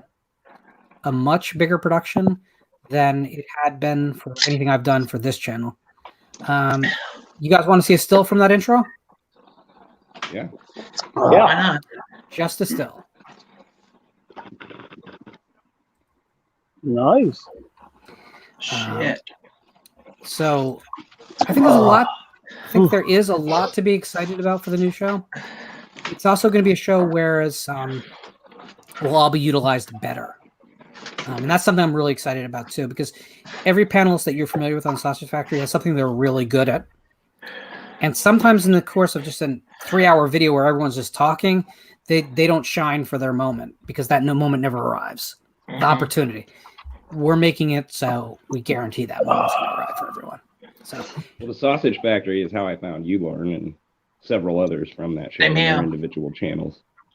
and I'm deeply in debt to Piz for inviting me on. I mean, he invited me on because I wrote for Friday 13th, the franchise website, and then I was in the chat one night and I was talking with Jason Parker because he was guesting on the show. This whole thing, and then I wrote a few reviews for Piz's website, and then he said, "Look, you should just come on the show." So Nice. I'm very grateful for all that. And listen, Piz has 40,000 followers. I'm working on getting to 400. So there's definitely some distance between us. You'll get there, one before you know it. You'll have. Don't care. You know what I care about? And you know what? guys That's okay being too, because the involved. more you, Like you're it. absolutely right. Because the more followers you have, sometimes you get like 400 people in the chat, and it's like hard to keep up with everybody. And I hate that, man. If it gets big, I don't have a problem with it, but I'd rather have people I can actually talk to and communicate, and have people comment and help me guide the show. Hey, Lauren, Because can you guys get make that, the writer of Lady in White on your show, the director of Lady in White. the director of Lady in White. What's the name? I'll get it right now, but Oh, he does the I'll whole check it out. commentary on the DVD, and I really just wanted to know a little bit more about that movie. But anyway, I just feel you can get some of these people, the lower quality, not super famous ones, but that's a really good movie from the 80s, the horror movie. It is. I'll reach out and say I will definitely do so. Is that the one with Lucas Haas? Yeah. I love that movie. LaLoggia. Frank LaLoggia, he lives in Rochester. Justin, waiting for you. Come on. Well, I was going to say, hey, Tim. So he lives in Rochester. Oh, yeah, I can take a road trip. Tim. Yeah, Tim. Come on. So that's good. Yeah, and I'm always open to that, guys, because to be honest with you, it's the kind of just like when Todd Kessling was suggested, like loudly suggested from. Let's get him. I wasn't overly familiar, but I reached out and I was completely transparent with Todd. I said, "Look, man, I don't know you. I don't know your work as well as my viewers do. And he actually laughed and was really kind of impressed with that. Don't drink and drive, Al. No, I'm just sitting in my car charging my phone. No, I never drink and drive. I never drink and drive. No. That might still be illegal. Lauren, have you any interest in picking up a Kessling book? I did. I received it today, actually. Oh, did you? What'd you get? Yeah. I got. Give me a second. There's so many great horror books. If he didn't send you one, or if you didn't get oh, one, he didn't send me one. He didn't send me one. I'll send you one if you no, need one. hold on a second. Give me a moment, guys. Talk amongst yourselves. Yeah, go ahead. Al, you're in charge. I'm in charge. This is going to be great. Well, since I'm in charge, Jess, Tim, get your shot glasses ready because we're about to do another shot. And I'm going to make a toast. We're going to make a toast to a horror movie. These afternoon shows are rough. I love them, dude. This is like in the 1990s, watching horror movies on TV, Psycho 2, Psycho 3, the USA Network. Like, you guys remember, like, in the 1990s, every Saturday they had horror movies playing. Like Psycho 2, Psycho 3, it's Friday the 13th. USA up all night. Yes. You know what? How about this, guys? Because we're never going to relive that decade, and we're never going to get you know what? I'm slurring my words because I'm drunk. I want to make a toast to the 90s, to the 1990s. Okay. Tim, Jess, my buddies. Lauren doesn't drink. To 1990s Saturday horror matinees. Cheers. There we go. Drink what you got. Well, speaking of the 90s, the man that's part Russian background or speaks Russian. You like I'm Russian. Which of the I'm Children Russian. of the Corn? Yes, good, very good. I have of heritage as well. Now, what do you think? Children of the Corn 3. Can you tell me your thoughts on that one? Wow, I liked it. I didn't see it. It's been a while. I think it's one of the better straight-to-video sequels that Children of the Corn has. Thank you, Iowa. I really appreciate that. I have to check it out. I really enjoyed it. Was it good, Yeah. part 3? Yeah, I think aside from being able to tell that there's like palm trees in the background and it's clearly filmed in California, I think it's great. The little boy, the villain, he does better than the redhead guy or the guy in the first one. So, thank you.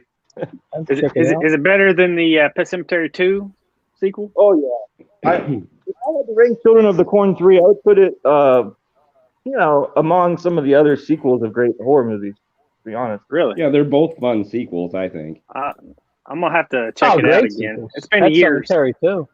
Yeah. Pet Sematary 2. I don't like it more than one, but I love 2. Agreed. But it's definitely the remake. The remake was just terrible. I don't know. Jamie. Hey Jamie. The remake was just completely, terrible and I don't know. That's and it's funny, every time we talk Pet Sematary, Jamie comes on because she's always like a big advocate of the original. And I am too. I love the original Pet Sematary. I just fucking love it, Me too. And the remake was just horrible. Like, I'm sitting there in the movie theater like, why? Like, I mean, I think they gave away the best parts in the trailer for the remake. Otherwise, it might have been a surprise treat, something different. You'll never top the original, though. No, they absolutely not, Jess. No. So, Tim, to answer your question. All right. Okay. Which seems to be the fan favorite at the moment anyway. You want to see the other books I picked up this week? Yeah. See how insane I am? And by the way, all these people are... I haven't announced it, but every one of these people has either been on the show or will be on the show very shortly. But I also got a copy of V. Castro's Hairspray and Switchblades. She was on the show a few weeks ago. Jamie remembers. Yep. Eve Lestrange's Widdershins. Eve Lestrange was the bassist in a band called Empire Hideous at one point, which has tenuous connections to the Misfits, and is now writing horror novels. And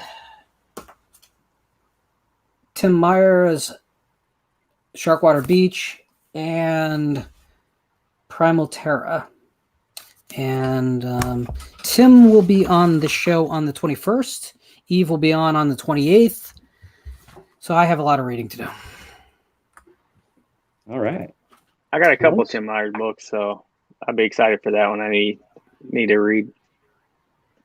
Are they well, no, he's coming on the show. We're not going to talk about him before he gets on the show. Yeah. Save it for the show. Seems like a very, very nice guy, though. So Jamie, how are you? Welcome to the team. Thank you. I appreciate it. I'm good. I'm happy because, I celebrated my 20th wedding anniversary this week. So congratulations. Happy belated wedding anniversary. Hey, let's drink to that. Yeah, let's do it. Hold on, guys. Let me open up I don't drink, but I got my due, so. Hold on a second. Hold on. Jamie, where's James? He's not coming on? He was in the chat, I saw, but he said he might stop in, but I don't know if he's coming on or not. He's not mad at me, is he? Why would he be mad at you? I don't know. You try to fight him? That's a good question. Did you light shit in a bag on his porch again? No. Unless I was in the UK the other day. So, to Jamie's 20th wedding anniversary, I wish you 20 more years of happiness, and I hope you guys watch horror movies together. And I don't know. 20 That years was more that years was a of good stunning sex. toast. Thank you. Thank There we you. go. Let's go. Come on, Jess. Anybody else? Or Tim, Jess? You really don't want me to have too much caffeine. It's a bad idea. Ugh. I got to. Lauren, have you ever met Endurance Barry from Endurance Productions? Excuse me? I'm sorry. Barry from Endurance Productions? No. B Junior? Oh, okay, maybe he can be back on. I absolutely know who you're speaking of now. We never actually have crossed paths. He's the one traditional he's from the Sauce early Factory guy. That Yeah. I'm told that might be a fascinating conversation. That would be nice. That would be nice. Well, congratulations to you. You have a nice 20 years of marriage. In 2000, you were born. You were married. Where were some of the movies in the horror or whatever that you had seen maybe in your early years of marriage or before that you enjoyed with your husband? I made him take me to almost everything in the 90s. We've been together since 1994, so we pretty much spent a lot of time at the movie theater, especially before we had a place to hang out. It would be him and I in his truck driving around. We'd get bored in the afternoon, so we'd go see a matinee. And I ended up seeing pretty much almost everything that came out in 1994 because of that. What came out in 94, Jamie? In the Mouth of Madness. Oh God, I can't remember. There's so many. I mean, we were there every weekend. So 90. Lauren, what was 94? What stands out to me? 94. Pulp Fiction, Forrest Gump. Yep. Both. No, strictly horror. Strictly horror. Oh, strictly horror. That kind of makes me angry, actually, to think about. I don't remember 94. Big movie for horror. New Nightmare, Mary Shelley's Frankenstein. Oh, yeah. Okay. Brain Scan. Theatrically, Goes to Hell was 93, so that's I was wondering what was out in 94. Now I'm cheating because I'm just looking at a list, but most of these are not theatrical. 94. But again, this is the great horror drought though we're dealing with here. Yeah, I mean, don't forget Wolf. Don't forget Leprechaun 2. Oh yeah. Leprechaun. I would like to forget Leprechaun 2. Jamie started the topic. Movie. 94 horror movies. Sequel. Yeah. No, I went to the movies a lot back then, and I made him take me to everything that came out, since. There was a small period of time where I didn't go see movies, probably I don't know, about 5 years, because I was a new mom and I just wasn't thinking about going to the movie theater at that time. I was constantly thinking about baby stuff. So I didn't really see a lot of movies at that time. And I haven't seen a lot of animated stuff because as a mom, I was forced to watch too much animation for about a decade. So I've decided that I want nothing but adult. I want adult humor and adult, content. And I do not enjoy anything animated because I got sick of animation. Yeah, I was never a big fan of anime, Jamie. I was never a big fan of anime. Before we lose this out of the chat, I got to call it out because I'm always, in a non-spiritual sense, I'm always blessed when people do actually show appreciation. So thank you, Kevin. I do appreciate that. Was that something you recommended that to him book on? yet? You wrote that, right? Yeah. That exactly. was Lauren's book. Yeah. Oh, okay. Nice to know anyone cares. But Lauren, any chance I get a free copy of your book when we meet? A free copy of my book. I had to pay, man. I had to pay. All right. I'll throw you money. What? So am I like creating for charity here? Is that what this is? Actually, I literally have. He done doesn't that, do though, 'cause Patreon. I did a now. thing. No, I don't. I'm not looking. Look, I'm not looking for money from you guys necessarily, but please don't make it cost me anything. Right. I got you, man. No, but listen, friendship is friendship. Business is business. Business is business. So. Are you saying you could be paid to kill a friend? Is that what you're saying? No. I think I'm not a hitman. No. I think he's saying he's Maybe going to be charitable to you. by Yeah. buying your book. Like maybe I'll pay for your movie when we will go see Halloween Kills. Well, And someone you just better, get, because oh my god. Well, my steak sauce there, and Let me give you. I'm going to draw a bar graph of everyone's enjoyment of Halloween Kills, and then we're going to go back to this episode after it comes out. I'm really optimistic. Like I hope it's so good. Gotcha. I mean, I just don't. I don't want it to be bad, guys. Like I really don't. Like I don't want it to be bad either. However, I actually would like it to be bad. I actually would like it to just stop. I like it to be so bad that it doesn't get widely released, or that I'd like it to be that they release it when it's still not good to go to theaters, and it does so poorly that they just stop doing it. so there's my graph for you guys. They'll just do it again in another 10 years. Well, that's true too. So basically, it's that higher is the love on the chart, and the hate is low. So when the film starts, you're going to be annoyed all to hell by it, and it's going to get steadily better through the second act, and then the third act's going to happen, and all of you are going to be pissed off like you wouldn't believe. Yep. That's the first man. I actually had to leave the first one. I had to leave the 2018 one like 3 times, and I wouldn't even. I don't even know if I could sit there and watch more than 20 minutes of it at a time. It's so bad. I had to watch that one 3 times. That was me in the Nightmare remake. I walked out the theater 20 minutes in, man, no joke. I was like, listen, guys, I'm out of here. My friend's like, where you going? I said, you don't understand. I'm a horror movie fan. You guys are just watching this like, oh, cool, yeah, horror movie. To me, it's much deeper, okay? It was fucking terrible. I walked out. I went to the box office. I said, listen, I have a family emergency. I have to go. Can I get my refund? I got my $17 back, and I left. I walked out of the remake of Nightmare. It was just horrible. Like completely fucking terrible. Money for that.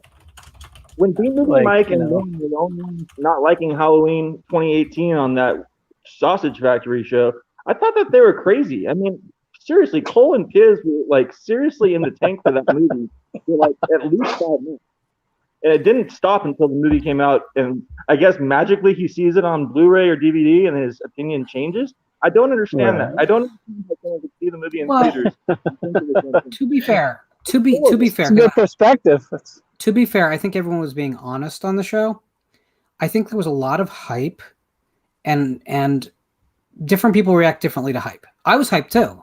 I really was, because I thought I didn't want another Halloween. You guys pretty much know where I stand. And I saw the trailer and I went, wow, you know what? I'm actually feeling some good things. And I started getting hopeful. Now, I was away from home for months at that point with work in a hotel suite. just down the road from Atlantic City. I was going to movies all the time because I didn't know anyone in the town, and it's a long stay. But I went there and I was horrifically deflated. And it really shocked me. I expected more of that opinion, but a weird thing happened is that when I got onto that show, Mike spoke first, and he was like, "Well, let's just get this out of the way because I know I'm going to be the only voice here." And like when I spoke up, and I'm like, "No, I don't think you're going to be." I was still under the impression that maybe a few people would defend it, but overall everyone was going to say, "Yeah, no." Yeah, and I was really surprised. Too. They tried to like shame you guys for not liking it. I thought that was very odd. That was like my second show on the Sausage Factory. All things being equal, it makes me think that a lot of horror fans are really hype fans, or a lot of movie fans. A lot of people are really fans of getting involved and saying, "Oh no, you don't know about something. I'm going to go see something that's new. I'm going to go see something that's a rebrand of what I used to like. And if you don't like it, then you're just some guy up in a hermit area." But when they actually see something, and like I had a lot of information from people that had been working with Mr. Gordon Green and all these people that were like turning information on the set over to something on Reddit. So I knew a lot about what was going on with the movie. I knew a lot about the false moves. And I don't know if anyone knew this, but because of James Franco's problem during the Me Too situation, there was a 15-minute role that he had in that movie that was completely cut out. He was a relative of Dr. Loomis. So I don't think that we got the right movie. I don't think we got anything close to it. And I think it's a movie that should have been probably not given in the hands of David Gordon Green, because basically he delayed the movie for like a month to put James Franco in it. It got leaked to the set, on all the different websites, and then they had to deny it. Zac Efron visiting the set, all these different distractions is like everyone just wants to be part of the hype. Anyway, enough about the Halloween 2018. I think that a lot of it's legit, though. I think that there's certain titles out there that people react to, and I think people make decisions very early. I saw it happen with Child's Play last year. Whereas people decided another very horrible early, remake. but people decided very early whether they were going to like that movie or not. I came out dead center in the middle. I said, you know what? As its own movie, I liked it, and I like it more than most of the sequels in that series. But I wasn't being precious about it. And I respect people who hated it. I respect people who love it. But I think people make decisions very early. And I think that's a little bit unfortunate that even with the Nightmare on Elm Street remake, which deserves the hate, don't get me wrong, people had blood in the water from the moment they heard that Robert Englund wasn't going to be Freddy. People were ready to hate. They had the knives out. And yeah, the film was crap. Okay, it happens. But you shouldn't go into the film wanting to hate it. I don't understand why anyone would watch anything. Now that said, I'm going to go see Halloween Kills, and I'm going to try not. But yeah, like so many people are like going in. Go. The product before we're seeing it. It's not that we're hating it to begin with. They're putting these, whether it be social justice, whether it be ridiculous recastings, whether it be changing perspectives of the movie, they're putting that stuff out there and saying, hey, if you don't like this new thing, then you're ingrained in the old stuff. And it's not necessarily the fans deciding not to like it. It's the agenda setting the fans up to not like it or to pretend that they do like it. So anyway, that's what I think. I agree, because I tend to, I mean, there's a few movies that I'll go, oh my God, I'm not going to watch it because I already love the original and I'm sick of remakes. But I do believe in giving everything a fair shot. So I will watch it with open, mind, and I'll give it a fair shot. I gave Halloween 2018 a fair shot, and some of it I liked, some of it I didn't. I don't like specific changes, and I definitely thought that the kids in it were definitely just disposable. They didn't build up character enough. So I didn't enjoy it as much as I had hoped I would, but I did feel like I gave it a fair shot. And I feel like I give most things a fair shot before prejudging anything. Yeah, pretty much everything what Jamie just said. I agree. But I think we're at a weird point too, because if you want to know about a film before it comes out, you can get pretty accurate information, if not the movie itself. And it does create a strange environment. You know, it's hard because I know too much about both the Candyman film and Halloween Kills to really have much faith that it's going to be good. Either will be good. I want it to be good. I want both of them to be great, but I'm not going to lie to you. I don't have a lot of faith. So I'm going to go in and I'm going to try against everything I know to still enjoy myself and come out having had a good night. Because who the hell walks into a room wanting to have a bad time? But I'm not going to lie to you that there's a certain amount of it it's seductive to be right?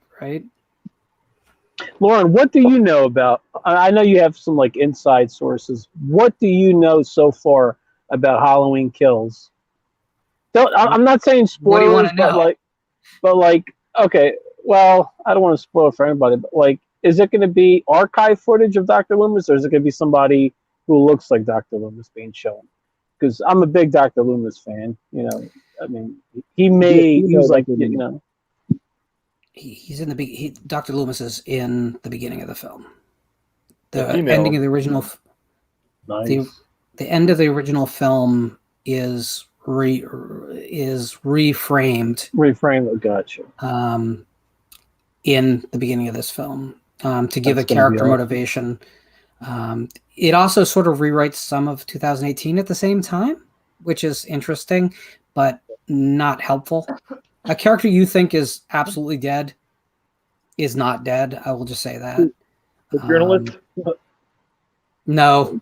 Could it be the sheriff? No. So if read my body language. Is it Michael Myers? Spoilers. Michael Myers is not dead.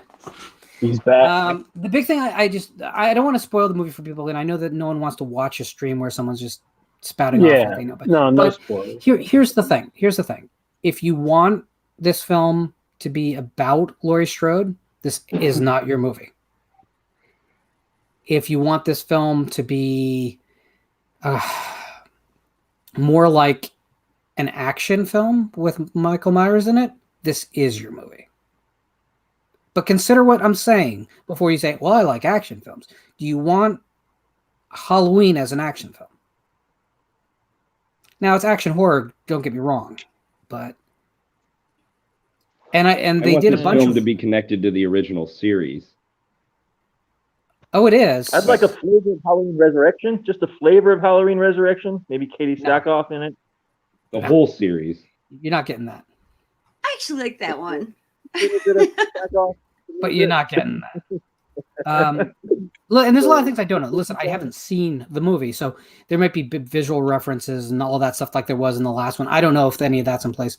What I can say is I know the plot, and it's not for me. But 2018 wasn't for me. It was for a lot of people. So. I was thinking about H2O the other day, and with everything with the Weinsteins, they basically promoted Gwyneth Paltrow and, endorsed her to win the Oscar so much for Shakespeare in Love, a Miramax movie that year. Had they just decided, hey, we want to promote Jamie Lee Curtis for H2O that year instead of that, that would have been really interesting. That's guys, my doorbell just rang. I'll be right back. Okay, that's a very strong performance by Jamie Lee Curtis in H2O, and it holds up better historically than Gwyneth Paltrow's, in my opinion. I mean, good acting in a romantic comedy historical movie, but he was involved. Weinstein was Me Tooing her during this whole process, supposedly, and it kind of makes it unseemly. And I'm looking back now thinking, H2O is really maligned at the time, but really some strong acting by the Adam Arkin character and by Jamie Lee Curtis. And the whole cast. I mean, I like when they get killed. I like when so that means they're good characters. I enjoyed it when I saw it at the theater. Oh, sorry, Jess. No, go ahead. I enjoyed it when I saw it at the theater. I really did. I thought it was a good, fun, fast-paced popcorn movie. And I really liked the fact that, her mom's in it with the psycho car, and she says everyone's entitled to one good scare, which calls back to the original, and I definitely think it was a good movie. It wasn't bad at all. I enjoyed it for what it was. It's still one of my favorite Halloween Jess? sequels.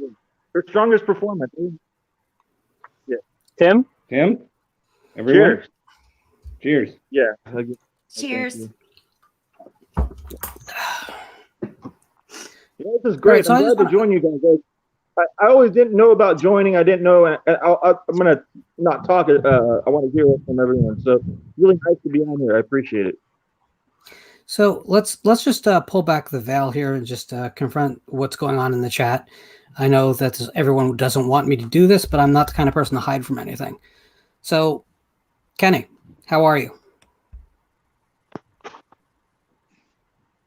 Okay. There was two ways that could have gone. You see how it's gone. I was aware of what was going on. I was giving him the opportunity because the community shows are what they are. I post a link. Anyone can join. If they behave, they get to play.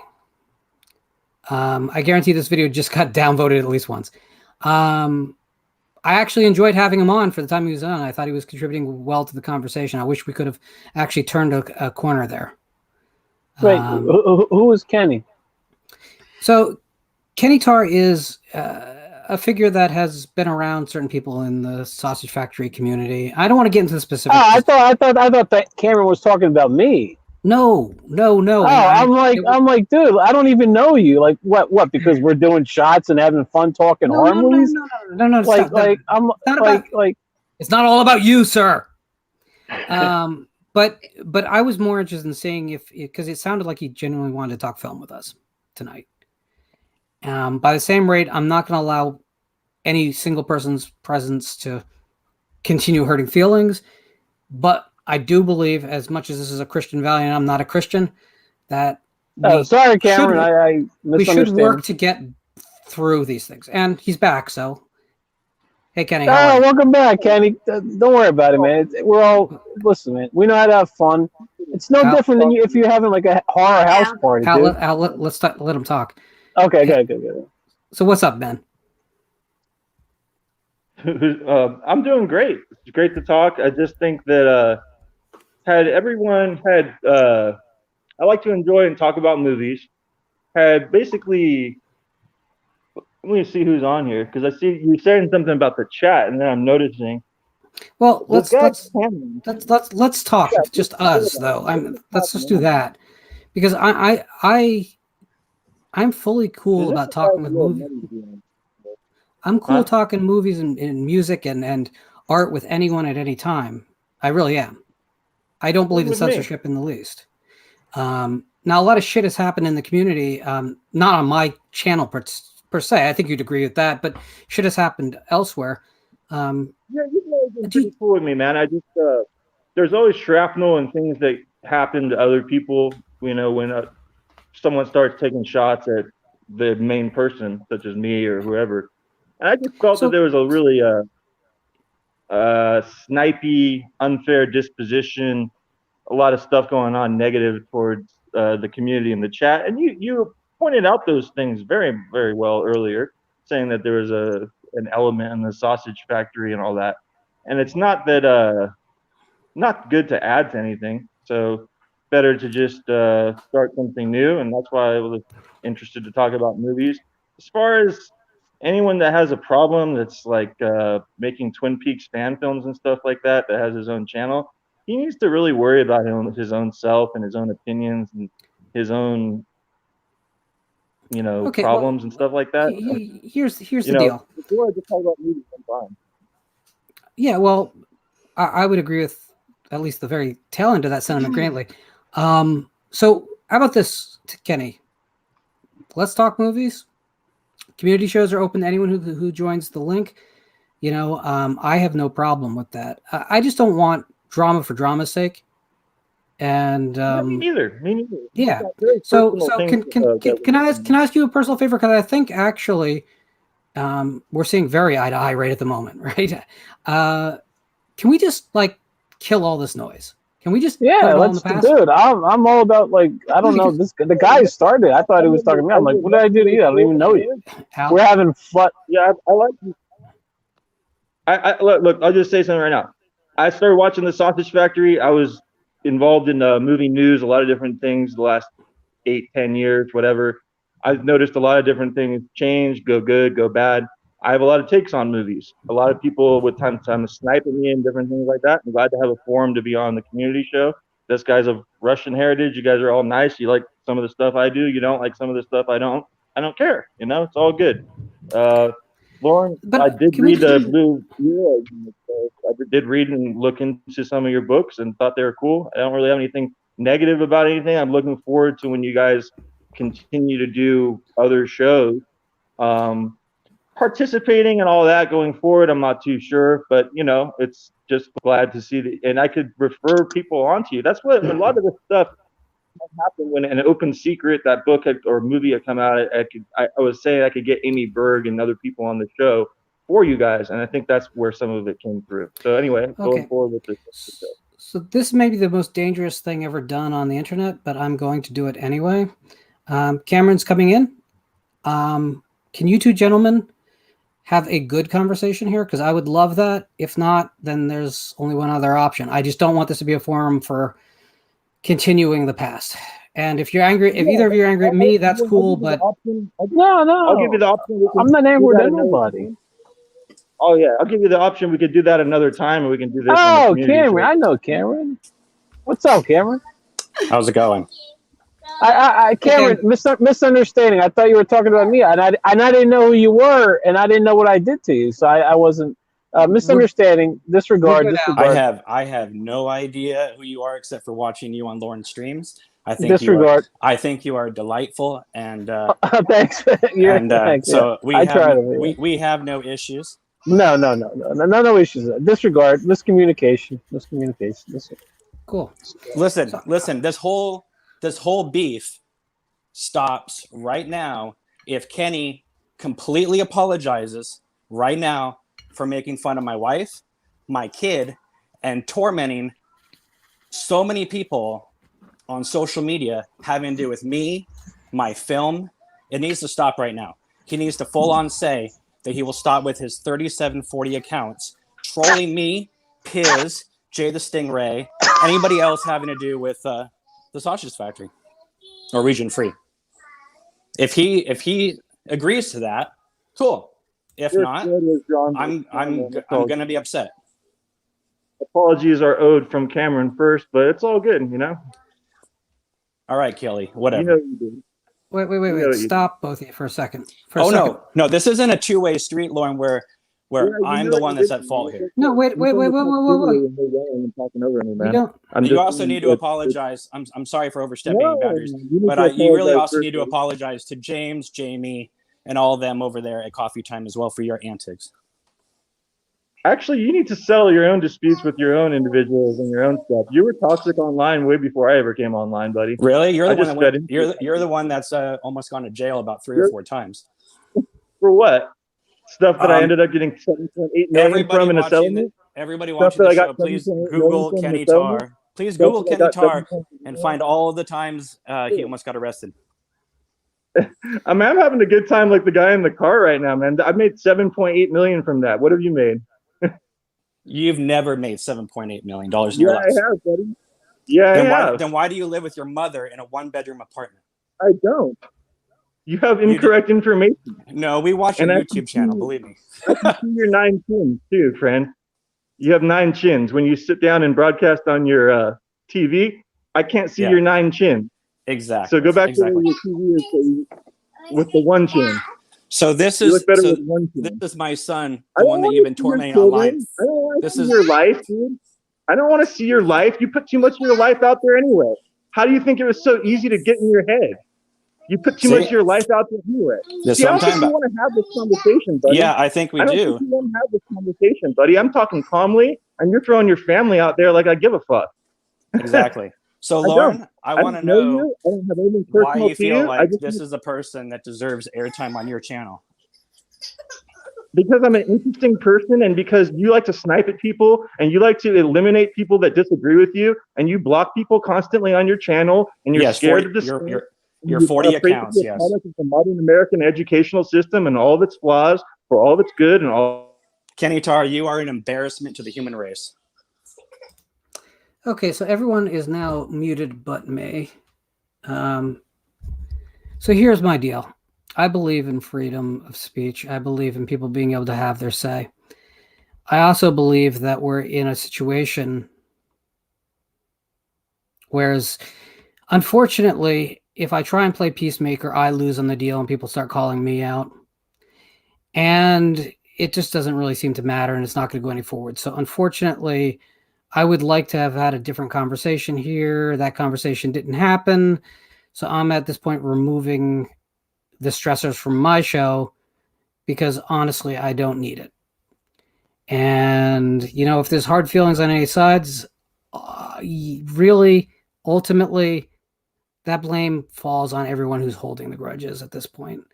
Because I don't care what has happened in the past, particularly maybe you do. Don't get me wrong. Maybe you deserve to care about what happened in the past. What I am going to say is I just don't want the grade school shit anymore on any side. Absolutely any side. This is a place where we're going to come and we're going to talk movies. We're going to enjoy the things that make our lives better. Anyone wants to make things worse, then I just, as much as it kills me because I believe in free discourse, I have to say goodbye. So I guess it is what it is. And my hope that people could be mature adults, I guess, is just gone. Guys, I'm sorry about that. I tried to do something I thought was good, and apparently it's not. And I'll be the one who pays the price for it. I really wish you would have let me. Lord, I'm sorry. That was the funniest thing. And plus, I'm drunk. I don't know what's going on between them. I hope they figure it out. But that was just hilarious. That was just hilarious. I know what's going on. Jamie, I'm a part of it, and I'm crying. I'm crying. That was the funniest thing. Sorry, Jamie. Go ahead. I want to hear Jamie. I really wanted to get in there in between because I feel like I'm fair, and I wanted to make it fair. And I got in between them before, which is how I ended up here. That's how I ended up here, was I got in between those two before. Killy called me a cunt, and that's fine. And he made my life a little difficult here and there. But you know what? I'm over it. I've been over it for a long time. So when I realized who he was, I was okay. You know, I do wish, Kenny, I really do wish that you would have just apologized to Cameron. It would have made it so much easier just to apologize to him and just be kind about it. It really would have. I would have enjoyed having a conversation with you about movies. I always did like your politics, and I always did like, you know, the things that you've said about movies in the past, back in the day, about Twin Peaks and everything. And I've forgiven you for calling me a cunt. So, you know, I really wish that you guys could have just apologized to him, and it probably would have made everything a lot better, and everything would have probably calmed down. I understand why you did it, and I understand that men get heated, but in all fairness, you really did owe Cameron an apology. And if you would have just given it, I think everything would be fine right now. It's heartbreaking to me in a way, because I always think that the answer to bad dialogue is more dialogue, not less. I'm always the guy to keep the mic on, and I just broke my own rules today. And maybe that doesn't, if everyone's so heated about different personalities and things that I've had in the past, maybe they don't care at all how I feel about it. Fine. But this show really is supposed to be about talking about stupid shit, like how I didn't like the 2018 Halloween movie. I wish we could just get back to that and whatever. And everyone involved is going to feel like I'm on the opposite side of them. That's what's really crazy, is that No, Lauren. No. This has nothing to do with you, Lauren. We appreciate. It has everything to do with me. I gave a platform, so now I'm the bad guy. Don't you get it? No, you're not the bad guy. No matter how you look at it. Don't think like that. It's just they had a misunderstanding. Oh, Orc! What the heck? Hi, Orc. Is that? He's wearing he's in quarantine. What up, dog? He doesn't want to get what you're going to give him. I think it's time to do a shot. Jess, can we do a shot? Because I've been laughing my ass off really hard. I don't know. I've done a couple since. You almost made me lose it. I was laughing my ass off. I was crying. I'm sorry, I was watching your face. I know. That was the funniest thing, and I had no idea what was going on. Sir, it looked like you were having a good time during Lauren, the epidemic. Or I'm left. I was dying laughing my ass off because he's going at him. He's going at him. I have no idea what's going on, and you know, Kenny didn't seem like a bad guy, and Cameron, I know from Twin Peaks, he's a nice guy, and I mean, he was just going at him, and just the stuff they were saying was hilarious. I was laughing so hard, I was crying, and I'm drunk. So Jess, let's do a shot. And Tim, all right, I had to get caught up Wait, there. hold up, dog. Hold up. Orc is joining us. Are you drinking alcohol or are you drinking Mad Dog? Okay, all right, whatever. Coke all right, okay, that'll that do. count. Hey, whatever you got. That's a big boy drink. I'll cheers Hold you. on. Where's Tim? Where did Tim's like? I'm out of here. Tim. Hello. Hello. And then we'll Yeah, get where'd back he to go? movies.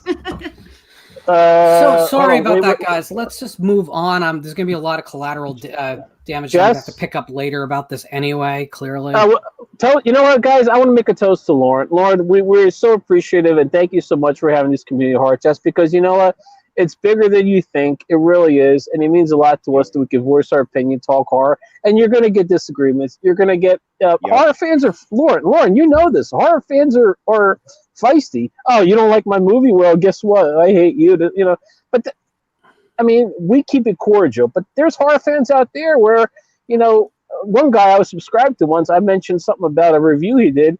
He almost tore my head off through comments. I'm like, whoa. I'm like, this guy's nuts. I'm like, I can't talk to him. But you guys are cordial. You're nice. And people have disagreements. Is, you know, maybe the guy should have said sorry. I don't know the situation. Jamie does. But you know what? Lauren, toast to Lauren. Toast to Lauren, everybody in the chat. Hey, to Lauren. Cheers. To Lauren, my brother from another abdominal mother. Hey, Orc. Yeah, son. I've been meaning for the opportunity. I've been meaning for the opportunity to tell you this in an intimate setting, but we actually share a mother. We do? Oh my god! And here she is. It's Pet Cemetery. It's what's the Pet Cemetery cat's name? Church. I'm too drunk to remember. That is Kazi from Kosovo. She gets extra treats on Sunday. I'll show you guys my cat, but they're outside running around somewhere. Yeah. I got one cat that's so big. He's like, oh Lord, he's coming. You guys have to check out Jamie's channel. Jamie riding the tractor was hilarious. And you know, and where Jamie lives, it's like kind of reminds me of like some kind of horror movie. I'm trying to think of what it is. The cabin's freaky, isn't it? Not Texas Chainsaw Massacre, but maybe like Children of the Corn. I don't know. Jamie has like this house. It's really big, but then there's like this land everywhere. It's really haunted looking, like, but it's nice. It's like historic, haunted, stylish. I can't describe it. I don't know. What horror movie am I thinking of? I don't know. It always reminds me of I don't know. Yeah, because the cabin to me looks like Jason's cabin from Friday 2. So yeah. Oh, okay, Tim. Okay, hold on, guys. Looks like we got another. Tim came out of nowhere. I think Tim was bringing out the big guns. That's where Tim was at.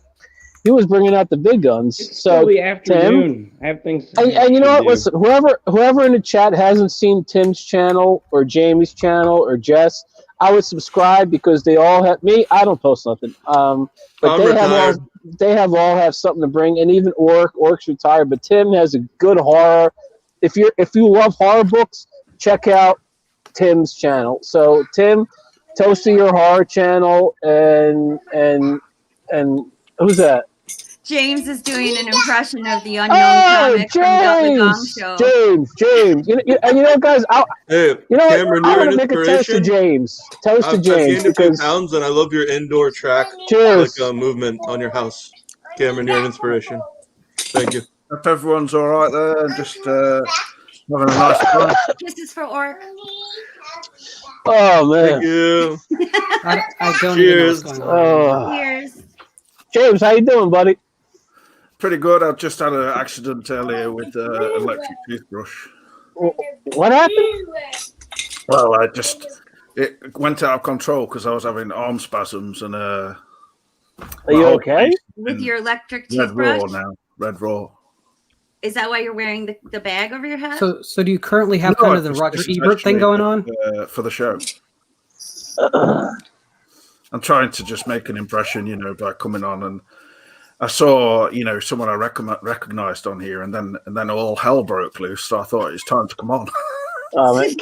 Cameron's a funny guy, but Cameron, you had me laughing so hard I was crying. That is not fair because you're drunk. So that's not a real assessment. Well, Cameron, the stuff you were saying, Cameron, was absolutely hilarious, and I don't know what's going on, but it doesn't matter. I just want to apologize because I don't know what's going on for you. There's a need to focus. No. Things happen. No. Oh, this goes much deeper than things happen. But I just want to apologize because this is Lauren's show. Was not my. Okay. I actually posted in our chat that, I really want to come on, but I don't want to because it's Lauren's show and I don't want there to be any drama, blah, blah, blah. But then certain things were being said when I'm not on camera, and things were being said in the chat, and that's when I snapped and I said, "Okay, it's enough. If you're going to talk about me without me even being on the show, then I'm gonna be there to defend myself." So. And Cameron, I apologize if I said anything in the chat because I thought you were talking about me. It was a misunderstanding. I didn't know that. So I apologize. No disrespect. Well, no, I didn't say. Don't I just assumed. I have nothing but respect for you and James. You guys have a great channel, and James has a great channel. Go check it out. Twin Peaks Coffee Time. It's funny. It's hilarious. They do talk horror sometimes, but it's mostly Twin Peaks. But good channel. Oh, really? Mostly Twin Peaks. I mean, on Sundays it's become basically about just discussing, the world of entertainment in all its glory, and welcoming people into our fold. James, you're going to give someone like a stroke with that. I can't actually turn it off. It's gone wrong. I'm sorry, but I'm not even, So Lauren, are you I just want to say I can take both sides Hang real on. quick, and I live in my mom's basement, and I moved from my attic, and then also I have way more chins than Cameron, and Cameron, you're looking good. You're doing laps around your house. This is Saturday. I mean, I would go to but I might die. Lauren, So, did you ever answer my Toby Hooper question or what? You got to understand, we have about 17 miles of rough road between that question and right now. I watched your Toby Hooper show yesterday, and I loved it. Thank you. So Thank you. My question is, I was over it. why didn't Hooper make a deal with Canon to release a shorter version of TCM2 here in the States and a longer version overseas, like he did with Life Force, because Stretch was supposed to be Lefty's daughter? I just think that I don't know the answer to that, but that's a good question. My assumption would be that after losing money on 2 projects from Toby Hooper, Canon, we're not in a position to really take any advice about marketing at that point from him. And I think they probably regretted the deal, to be honest with you, because they could have made 3 Chuck Norris quick action flicks in the time that they spent making the Toby Hooper experimental horror films. Yeah. And I think they just kind of ran out of room. Instead of the Canon films, Toby Hooper should have done the deal that that Craven and Carpenter did with the live films, and just gotten that 3-picture deal with them as well. Then they could have had all 3. You know what I really wish had happened with Canon, to be honest?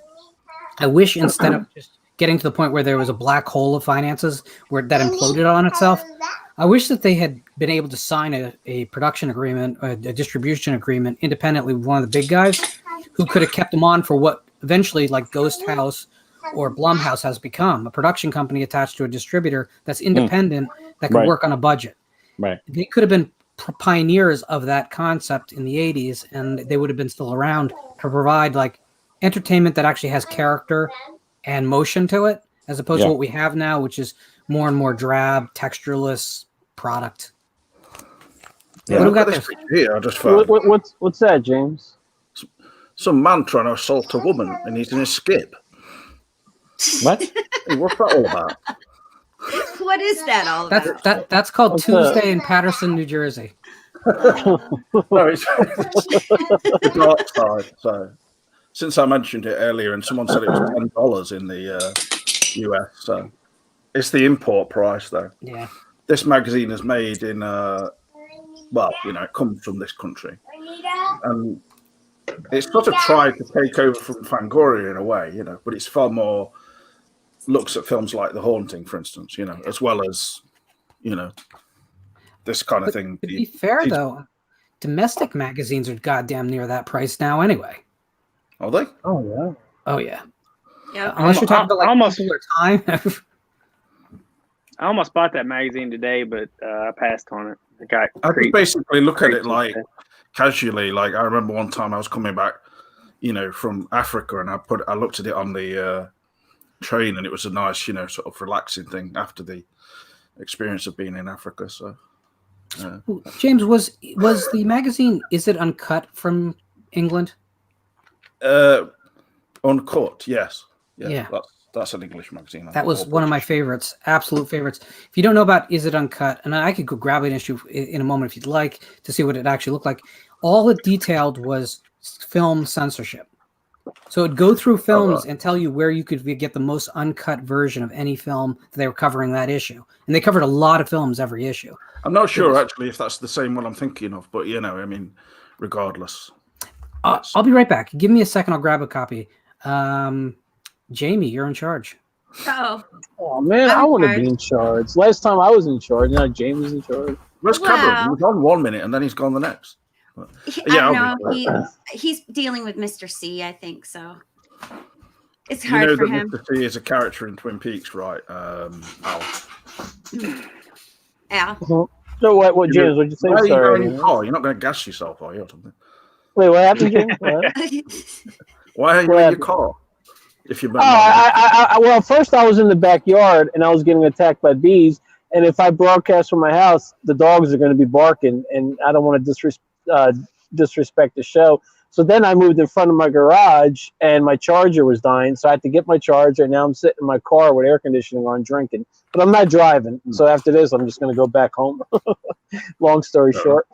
Foiled by the bees. Again, Tim? Yeah, there's my garage right there. My house right there, garage right there. So, are you happy with people actually seeing your house though? Because the amount of people who are watching right now, they may, track you down, and then I don't know why they would. I mean, I'm a nice guy. Your 66 as long as they bring Al liquor.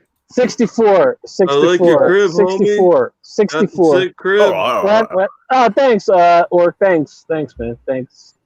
That's the crib, dog. Straight up. Listen, it's a house. Thank you. It gets you from A to B. Full transparency, because I want to be completely transparent with this. Both. Hold on, Jeff. No, Al, Jesse. Give me a moment. Okay, good. Both Cam and Kenny both just joined the green room. I kicked Kenny and brought Cam on just so that everyone knows exactly what's going on, so that there's no question. Hey, Cam. I don't even know what Kenny, all I know him as is basically going back quite a while. He made videos on Cameron's channel called The Pelican Brief. So, and there's some bad blood behind it, and to be honest with you, I don't even think it's productive to just go through it all right in this. No, I don't think so. But I tried that. Clearly, it didn't work. So that's on me. No, I think that he was always like someone who would be mixing things which may be truthful with just content. Okay, well, I will just conclude with this and say none of you have been on the receiving end of this person for over 3 years. If you were dealing with this person every single day through multiple accounts with multiple friends, having it affect your life both personally and professionally, you'd be a little pissed off too. Yeah, I wasn't laughing at what you were saying, by the way, Cameron. I was laughing at Mobsby's comment about. No, you know what? This person just real quick made fun of my family, my kid online, and so I wanted him to look at my kid face to face and be like, "Go ahead, do what you're gonna do," and he couldn't do it. So all he had to do was insult my chins, which by my camera angle, yes, it's not flattering, but. I have more, dude. Check it out. I got some neck beard going on too. You're fine. I don't really think it does anyone any good, this kind of just basically attacking each other over. Okay, but I want to make it very clear, because I am so sick and tired of people that say, well, both of you have the problem. Both of you have the issue. No, if somebody attacks you and another person, and then you defend yourself, that is not a problem between two people. That's you defending yourself. So it's not equal. This is not an equal confrontation. This is one person bullying and harassing me and other people in my life, and me sticking up for myself. That's not equal. Okay. No, that's exactly my point. I think that social media enables this sort of, friction or whatever between people, and it's not equal, as you're saying, because there's no comeback from it, is there really? Well, I mean, I'm defending myself, and this person in particular is writing a bunch of crap about me in a chat. Right, I'm seeing it right in front of me in this private chat. So, it's just it never ends. It never ends unless someone stands up to the person, and then even then they disappear for a few months and then show up on one of your good friends' live streams pretending to behave until you can cause more drama. Pretty weird. So all you got to do is look at the past. You go, okay, what is my issues with this person? What are my issues with this person? And you'll see that there is a common denominator between like behavior that happens and doesn't happen. If you and I had a beef, James, it was because of particular things. We got past it over a year and a half ago. Haven't had an issue since. No. Okay. So I've never had a problem with Lauren, and and Orc. I've never had a problem with you. Jamie, we've had a couple little disagreements, but we've more than made up for that a long time ago. The other three, I apologize that you're part of this, but I want you to know that I like all of you. So that's it. Okay, I'm done. Yeah, I mean, it can be, basically the thing is you can become numb to it, especially when I was involved in Bring Back Twin Peaks, that the level of disagreements was so high that I basically lost track of the amount of kind of people who were not. I just look at it like the Rambo or Affleck perspective. I'm just like, he'd always be like, I'm gonna quit, and this is like fucking 2008, 2009, and I'm gonna be like, dude, come on, the people are gonna troll you regardless, all the time, like all the time, nonstop, because you're making 4 movie reviews a day. Lauren, if you remove somebody from the chat, how is this person able to still write directly to us? Because he keeps coming back into the green room and posting. I've kicked him like 3 times now. So this is the person that showed up last week under my name as well. So no, I don't think it is. Really? That's because they were at the beginning of this episode, and I don't think it's the same person. I think that's just someone having fun with, because it wasn't just your name; it was like every name he could come up with. Oh, okay. And that was someone that just wanted to play porn audio on my channel. Right. We're getting a demonstration of the multiple accounts this person has. Oh no. So. Yeah, Jess. Unfortunately, Cam, I think it's not his. He doesn't have a monopoly on that particular trick. No, but you are still the relatively new member of the Sausage Factory. This has been going on a lot longer than you have been online. This is true, and he said he has my thoughts. Control, yeah, but my thoughts on this, and clearly wrong-headed. I'm not defending what was clearly a bad decision on my part, and I apologize. It was a good decision because this person needed to face me face to face instead of trolling everybody. Well, I was hoping that process would lead to some sort of dialogue, not agreement, because that was never going to happen, but an agreement that like a sort of a way to get past it, at least in somewhat of civil fashion. I gave him the opportunity to apologize. I'm not casting any decisions on it one way or another. I'm just saying that I'm never going to do that shit again. I have to say real quick, I've been through all those years. I was a founder of the Region Free initiative going worldwide. But I just want to say, he says he has $8 million. I have $8. So, and I'm not taking any sides, but Cameron's been a good guy to me, I've never effed you over. So yeah, Cameron's no, I've never had a what the F moment with Cameron. Let's not have any effing over on here, please. No. I wish he would have just apologized and left it at that. That's all I wanted. You should have been allowed to vent. Absolutely, 100%. I completely agree with you. And I even was waiting for my turn because if he had apologized, I would have been like, look, there's been issues, but you stepped up, and I would have left it alone. As much as it would pain me to want to say something, I would have left it alone. That under like my name.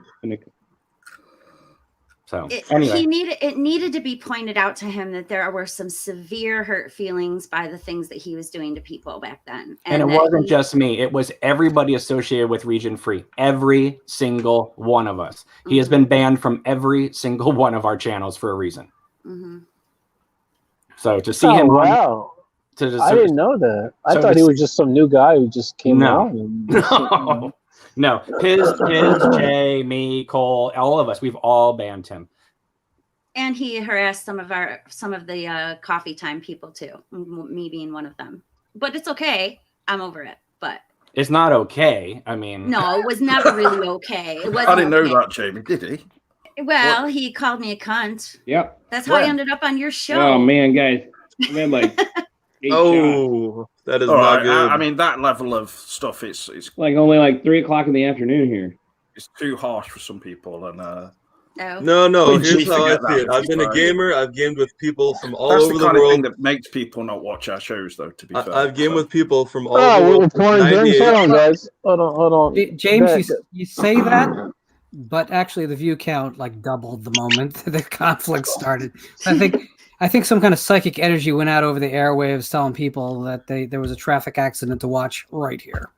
All right, 22 years of gaming online. All right, so do me a favor, guys, because I'm going to end up with a frigging migraine out of this, and I probably deserve it, but it's what's going to happen. Oh. Let's talk instead about Kenny Tar. Let's talk about how you felt about that Blumhouse Freaky trailer. Because I definitely had a very, very strong reaction to it. Which trailer, Lauren? Freaky Friday 3. Oh, I didn't see it. No, not Freaky Friday. Don't listen. Well, that is kind of what it is, but Cameron. Not in any legal sense. It is like a Freaky Friday, but a really, really, really, really, really dark one. And are we talking about the new Herbie movie, which has got Lindsay Lohan in it? No. This is the new Vince Vaughn. That was 20 years ago, but yes. Next year. No yogurt, no machete. Where are we going at? Where are we at, boys? Is that the one with Vince Vaughn in it? Yes, it is. Okay. So when I saw it, I felt it was the most millennial film ever made, and it made my teeth hurt as if I'd bitten into a solid cone of cotton candy. It's so not my thing. It's just, it seems like a completely obnoxious experience from beginning to end. And for people who like to laugh at stoner comedy, maybe that'll work for them. But for me, it's like, this is exactly what I think the horror genre does not need right now. Is to more silliness and more just pandering to like the audience that's not even gonna stick. Is that the 40-plus-year-old talking more? It probably is, but it's who I am. I think a lot of people would argue that the world is such an apocalyptic place right now that that's what they need is something lighthearted. Because that's that's complete bullshit. What we need is more apocalyptic things on the screen. And we can go, yeah, come on, bring it on. Well, take it up to 11. Hey, look, all over Twitter yesterday, Freaky was trending and people were loving it. And anyone who said differently were getting scorned. So, well, that makes me not want to see it. It just seems like there's a pattern to this director, the Happy Death Day. It's like he seems to like taking a story that's been done before in a comedy setting and twisting it towards a horror film. Yeah, I think it has its definite appeal, but it's like Happy Death Day 2 was not as good as the first one. And so I know Jamie was a big fan of probably both of them. So, like the first one. You can see it both ways, basically. There is a sort of comedy horror thing that does work. And I think Happy Death Day, it worked. That was a genuinely good film. But so, like, to me, though, when you see Vince Vaughn acting like a teenage girl, didn't we just get all these jokes in that Jumanji sequel? I mean, can we just be done with this? It's been done. It's. We don't know unless we've seen the film, though. It's like, because Vince Vaughn is quite changeable, isn't he? Like some people were saying they hated the Psycho film remake, whereas I liked it and liked Vince Vaughn in it. So, and then he's doing these action things now, like where it's, dragged across concrete or that Cell Block one. I forgot what it's called. Cell Block 99, right? Yeah. They're almost disposable films, but then taken to almost like an art level in a weird way. You know what amazes me, guys, is that with so much technology and up-to-date technology nowadays in Hollywood, with just CGI and technology, I'm sure we can all agree everything's better now than it was, like, technology-wise. But still, the movies today, horror movies, are not better than it was in the 90s or 80s or 70s. They're just not scary. That's the problem. It's. I mean, man, like, I was born in '83. I wish I could, like, I wish I was like, well, I was too young back in those, but like horror movies were so much better in the 90s and 80s and 70s than they are today. Even with all this new technology and CGI and everything, I mean. Nothing. This is something Cameron and I always talk about, actually, Al, that we get jealous of Christian Hanna Horror because he's experiencing all these films for the first time that we have been rewatching for the 20th. And as much as we may enjoy him the 20th time, we're not getting that first film approach. The thing that cracks me up about Christian is he's just so like gee whiz and like super excited about seeing this movie for the first time, and I feel like I've seen that movie 25 30 times and I'm already jaded about it when he's so enthusiastic about it, and I'm like I wish I could be like you, but I already hate that movie after the fifth watch. Well, don't feel bad, guys, because he told me just yesterday that he's jealous of me because I got to see all of those movies in the theater, which is true. I did. That's what I said. Oh, Joe Bob. So wait. Joe Bob, ask me what you missed. I don't even want to say. Joe Bob's like, screw everybody. He's the sane one. He stepped out. Say Cameron. Whoa, Cameron came on board. How you doing, Cameron? Absolutely, Cameron came. Good. And James. Yeah. I'm your number one fan, and I just want to say, keep it up. I have to just say, I love when you're on Lauren's show because you have such enthusiasm, and I agree. Lauren can be a cynical bastard sometimes, and you help bring him down and see the other side. So that's good. Yeah, it's always good to have James on. Never James heard that is about a good guy. Can you imagine, seriously, an hour of just James and I talking? It would kill people just by that watching. Should be a Monday interview. I actually think it'd be awesome, and I'd like to see it. Yeah, it'd be interesting. I mean, he's got a great channel. There are certain things you cannot do. James came on my channel yesterday, and he started talking about Sherilyn Fenn and lubricants, and so I had to change the subject real quick. I mean, wait. Was this before or after you mentioned Floridian? No, it was after I mentioned the fact that you can buy a coffee date with her online. Oh my God. But wait. Immediately when I got up this morning, I went online. I booked one, so it's happening. It is. By the way, you'll see my name though, James Woolley. She'd be like, what? That's Sherilyn Fenn 2020 though. She actually tweeted my name out there.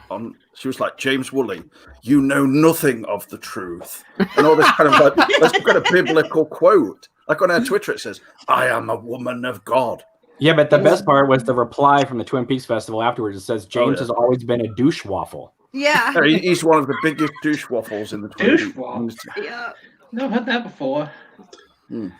There's certain quotes during your life that you just need to remember and make sure that they are in the running for your tombstone line. I kept saying that the US Twin Peaks Festival was rubbish and all this kind of stuff, and that everyone there was drunk or on drugs and stuff. Mate. And they were like, guys, what's going on? I think if you sold t-shirts, but that's not actually a criticism. That's just saying, get it. Come on, you wanker. That was a straight reporting. What you on about now, mate?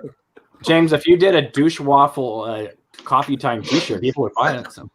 Hold on, Tim. Damn. The confessions of a douche waffle.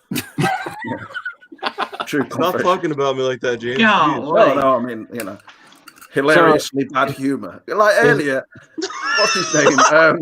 Al said, James on Twin Peaks is always shitting himself. I just had this vision of the character of James Hurley just sat on a loo, like, and Hawk would be coming in, obviously ripping the door off and stuff. Yeah, we're going into Twin Peaks. I never wanted a single more scene with James, so. Listen, guys, I gotta tell you, the Twin Peaks channel is fucking hilarious. James is hilarious, and it's a good channel too. Like they talk about a lot, most of Twin Peaks, but don't start saying to people it's an official channel, obviously, or else we'll get in trouble. No, everybody subscribe to Twin Peaks. You're gonna love Cameron. You're gonna love James. They're on there. They'll be like, "This is Jamie's on there too." Wait, where did Jamie go? Oh, she doesn't like. She's right behind you. Twin Peaks coffee time, so. Because one time she came on one where's Jess? To me, so. Tim, I think me and you drank Jess under the table. He's gone, man. Me and Tim left standing. Guys, I want to get back to horror. What was I going to say? Before you do that, Lauren, what about the new Dune trailer? Anybody watch it? Heard about it. I haven't seen it. No. It is. It looks like probably a decent film in some respects if you have the energy for it and the sort of willpower. I mean, I imagine it's going to be like 3 hours or something, and then the second one will be 3 hours. But it certainly looks impressive. I would say that, but an impressive film doesn't necessarily make it great, does it? I agree, James. I don't know. It's a bit like Christopher Nolan. That kind of. I kind of have respect for Christopher Nolan. I mean, I don't know. Lorne, obviously, you thought Tenet was okay, but. I just feel like Tenet created complexity for the sake of seeming intelligent when it didn't need to. The basic concept was strong enough that they could have made a film. I mean, for instance, all the stuff with the painting in the film. They picked something very high class, just so as window dressing, so they could have scenes revolving around a painting and forgery. And maybe there's some thematics there, but those same thematics could have been done just as easily with some good dialogue. So it's like he can't kind of resist the ability to live up to the hype of what a complex filmmaker and storyteller he is. And I think during those painting parts, I went for a prolonged toilet break, and the cinema was so large, I got lost in all these corridors, and then I ended up actually trapped in a cubicle. If Nolan was a filmmaker in the mid 80s and he was in a position that like Terry Gilliam was in and got Tom Stoppard to write Inception, like the way Terry Gilliam got Tom Stoppard to write Brazil, then it would be interesting to see great writing with great filmmaking, but sometimes, I think Nolan needs that. I think he needs to get himself a really great writer. Now, on the whole, I think Tenet was actually better than Inception. Because I think Inception thinks it's cooler than it is, and I think Tenet thinks it's smarter than it is. And I'd rather a film think it's smarter than it is than think it's cool. Because when you chase that, look at how wonderful, look at this special effect, the city's folding on itself, but it doesn't really mean anything. The scene is just empty spectacle. I think with Tenet, it had that physical feeling of and it gave you a visceral sort of this is actually happening, even though you knew it couldn't be. In your mind, I mean, but so it gave you this freaky. There's a very sort of freaky feeling about it, which is quite, sort of pertinent to the times we're living in, where you're thinking, is this real? Are we really having to go out now wearing masks? And the film had that same aspect to it, as in, how can these things be going backwards and forwards and blah blah blah? And then the end battle sequence, these buildings just blowing up, then it goes in reverse, then it blows up again above that.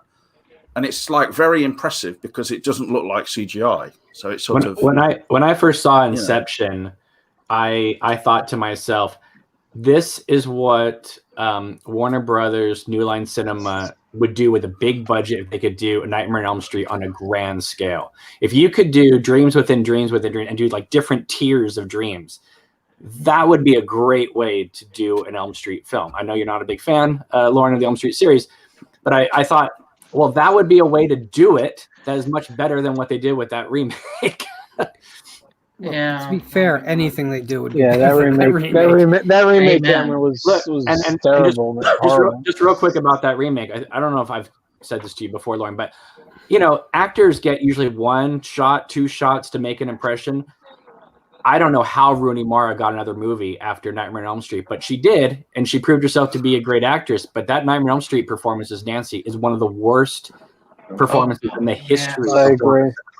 I agree 100%. And defenders of her, oh, it's the script because look at her other performances. I disagree. I think that I see an actor who doesn't even want to make the movie and is doing the movie anyway. Like you can totally tell she's checked out of the performance. I think the thing with her is she's very much she doesn't want to be portrayed as the sort of the pin-up, the gorgeous girl or anything. So she perhaps overdid because she was pretty young in that film, and she just sort of like was overly serious, which she has done a lot in films. But that's not all there is to her, is there? So I just think that that whole film was just hampered by the fact that they were stuck trying to make an Elm Street sequel, and the film, if it was going to be creative at all, had to take big liberties, and there was no creative bravery to actually make that film. They needed a really courageous take on Nightmare on Elm Street to make it valid at all, and it fell into a greatest hits of the Nightmare films as we know them, but it felt like a carbon copy of someone's idea of the greatest hits. It felt like when a band re-records their greatest hits for a record because they can't get the original masters, and it's not quite the original versions. That's what Nightmare. But the Friday the 13th remake was a greatest hits album, and yet it's way more tolerable than an Elm Street. Oh yeah, absolutely. Yeah. Friday. I I liked the Friday remake. I thought it was good. Derek Mears did a good job as Jason. Yes, there was a little bit of Hollywood in it, just like in Texas Chainsaw 3D. But it was way more tolerable than Nightmare. Absolutely. Yeah, the flashbacks in the Nightmare remake was supposed to be in the original, the concept, but the whole thing, that daycare center in the early '80s. Cameron probably remembers it. I'm not that. I am that old. The McMartin School. Yeah.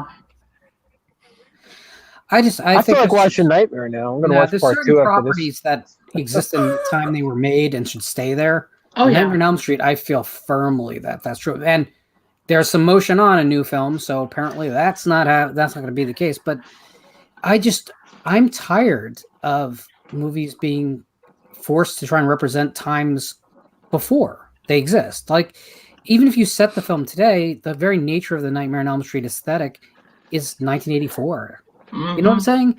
Like, we need to make horror films for 2020, and that should not be a hard thing. There's plenty of inspiration. Well, Unfriended did it, right? It's just not the same, Lauren. Like even with the technology, it's just not the same. I mean, I love Nightmare 2 is my favorite.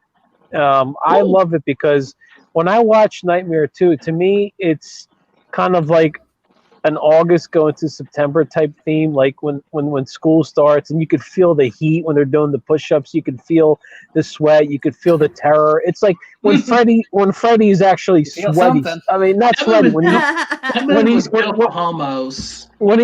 scary. Yeah. I've never heard that take before. How did I miss that?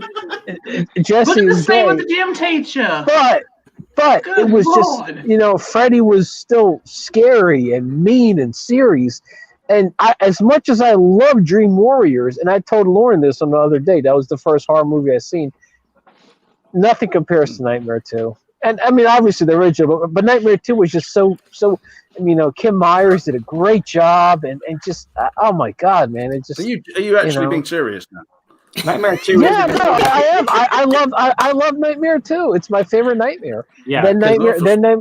I mean, compared to Nightmare 5, Nightmare 2 is. Oh God damn! It is. Yeah, but for me, when I was very young, that like Nightmare 5 was still, shit, and I knew it was shit because I was young and stuff, and you've got no filter at that age. Well, it's not shit, but it's just not very good. And then they came out less than a year. That came out less than a year. But they couldn't even think of new titles, like just the Dream Child, the Dream Master, the Dream Ballet Dancer. 4 was tolerable. I thought 4 was okay. No, 4 wasn't bad. 4 wasn't bad. I liked 4. I don't like any of the sequels. Well, at least the second film is the most tolerable of the bunch, but I don't like any of those sequels. I think New Nightmare is way overrated by people. Yes. Who want to seem smart. Yes. But Lauren, you were right, because you say this all the time, Lauren. You said the Freddy after part 2, he's a Joker. And you're right, Lauren. It becomes stoner comedy, and yes, I'm not yes, so I'm a poor judge because it's not my thing. Yeah, but I was an MTV kid, and so that was like right into my whole like wheelhouse. I do want to say something, Lauren. So I watched your Toby Hooper show. Uh-oh. You know what? The worst things about doing those kind of shows is you got me on a Toby Hooper kick. And so I started watching like YouTube interviews with Toby Hooper like all night last night. I didn't get to sleep till almost 2 o'clock in the morning. So I want to thank you for that. I was watching him talk for hours on end about the Funhouse. And Tim, I love Funhouse. At least you weren't like me, Cameron, just watching them the entire night and then like, I think I'll just sleep all day now. You know, my wife is telling me to hop off, so I'm gonna toast. Oh, you're gonna go. Oh, Al. Okay, West Coast. Thank you, Tim. Always a good time, man. We'll talk soon. You, Tim. Happy wife, happy life. Yes. I'm not sure that's true. I think that's wrong. Another horrifying statement there. So that's like a horror film. Like one of the taglines on it, you know. That's like a horror film right there. You can see her like tying you up like Misery. Like, get off the stream. It's gonna chop off one of your arms. I always feel like there's a certain algebra to communication. So when you say happy wife, happy life, what you're saying is, oh, if I'm unhappy, I'll make you miserable. That's correct. But also nowadays, well, that's wrong. You know, that's not the way it should work. But I'll say this: like in the 80s, we didn't make films about fax machines, you know, haunted fax machines or fax machines starting some kind of social, you know, people, you know, knocking each other off and, you know, doing whatever. Now it's like, oh, with mobile phones, make films about that. But I can remember, say, 976 Evil came out in the 80s. Mm-hmm. And you're looking at that and you're thinking, this is not scary. A film about a phone line. Like, what? Like, who thought this idea up? Like, someone, oh, yeah, I gotta have a haunted phone line, man. This shit's the bomb. Oh, you know, and it's just... They probably been snorting that same cocaine Stephen King did when he did Maximum Overdrive. I don't think it was the same cocaine. I've heard once you snort cocaine, it's not really recyclable like, you know, aluminum. Oh, sorry. Aluminum, right? How do you say aluminum, James? Aluminum. We say aluminium. Aluminium. Stephen King actually was never a cocaine snorter. He just used to have sherbet dib-dabs, which were imported from the UK. You know, I don't know if you've ever had that. And he had a little lolly in it and stuff, and you put it in the sherbet. He went a crazy lollipop on that. in sherbet? Yes, a red one. You cannot get more European than that. Well, no, that's more British. Okay. Like, you know. Because you go to European supermarkets and it's all cheeses and wines and crackers. Endless rows of crackers. Well, they're more sophisticated than us, but that kind of stuff here a bit, you know. Yeah. I went out for cheese and apples last night because I had this craving for cheese and apples at like midnight. So Scott and I ran down to Sugar Grove and picked up some cheese and apples. And the guy from Krispy Kreme was there delivering fresh donuts. Oh, it was kismet. Sounds like some kind of another hellish situation to me. No, it was fate. It wanted me to have fresh donuts. So I got fresh donuts. Yeah, Krispy Kreme's headquarters is not too far from where I live, about an hour. Donuts? What? I gotta drive an hour for Krispy Kreme donuts. I love Krispy Kreme. All right, okay, Joe Bob, I got a meme. Okay, all right. So, Krispy Kreme is good, but Dunkin' Donuts is better. Anyone who disagrees is wrong. I'm sorry. I can't argue that. Okay. I really like Tim Hortons. No, I love Tim Hortons. You do? Well, I mean, if Tim Hortons went away, all the Canadians wouldn't know what to do. Hey, donuts are really Polish ones, Polish donuts, because they literally that's all you need to eat all day, you know. Whereas American donuts are just basically like kind of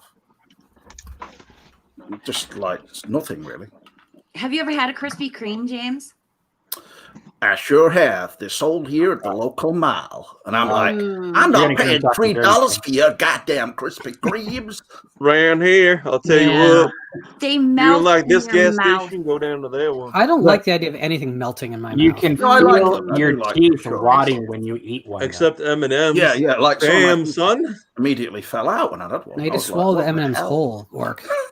You swallow them whole like pills. Yeah. Well, have I discussed this with I you? take enough of those as already. If they made Tic Tacs that were Advil flavored, I would be a happy man because I love the flavor of Advil. Oh no, I can't believe you said God. Ugh, gross. What is We're that? gonna end up on a news They segment. got Tic Tacs and the Coca-Cola flavor. I Is love that like that. is that sort of a like domestos bleach? Is that? What is Advil? Advil? Oh, that's ibuprofen. It's a painkiller. Yeah. Oh right. Well, why do you need a painkiller? Because I have plenty of pain.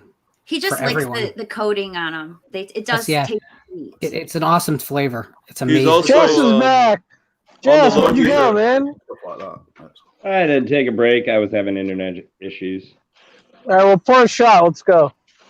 Go Hawkeye! Good Lord, I'm on like shot 10. Yo, check You out made the any new wave, drinks? Go Hawkeyes! Pelican Breed come back. Hey, Oh, thanks, dude. Orc. Yeah. All right, Orc.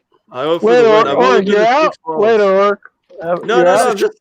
Oh, okay. That's what they do at their home games. They do the wave to all the cancer patients. It's pretty dope. It's Oh the yeah, I remember that. That's true. Yep. Yeah.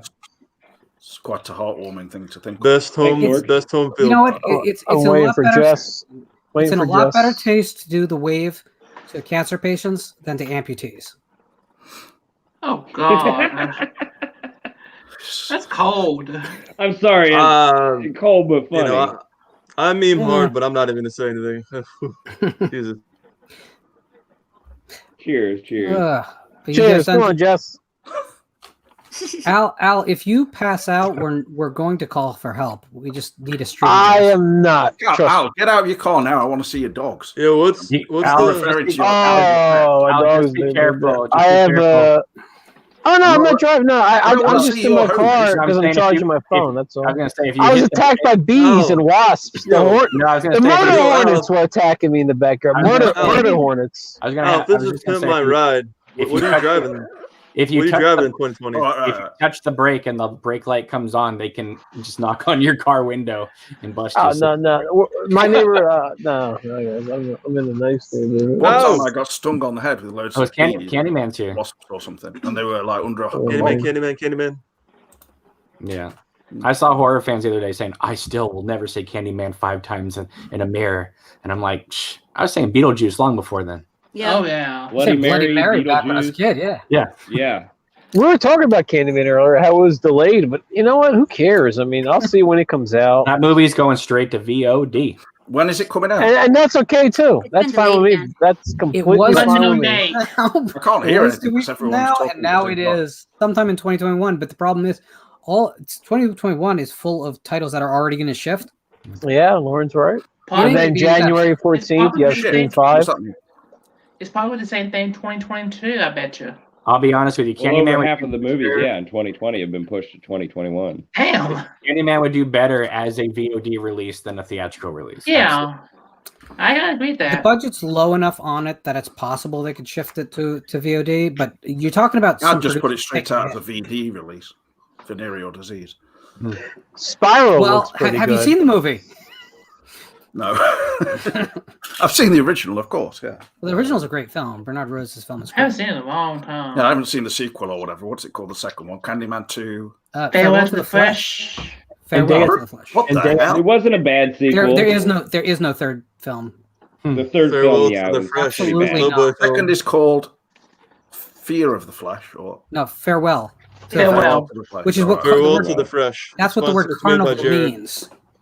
Oh, I see. See, what's so funny to me about this Candyman remake is they're going off Bernard Rose's concept of Cabrini Green and all that, when the original short story had nothing to do with African Americans. It was like in Liverpool. Oh God. The It Forbidden. was still yeah. brilliant. It was brilliant. No, I know, but what I'm saying though is like, when you go back to do a remake, you're supposed to go back to the original story, not riff off what was already a riff. Very true. Very true. God, I Well, hope they don't.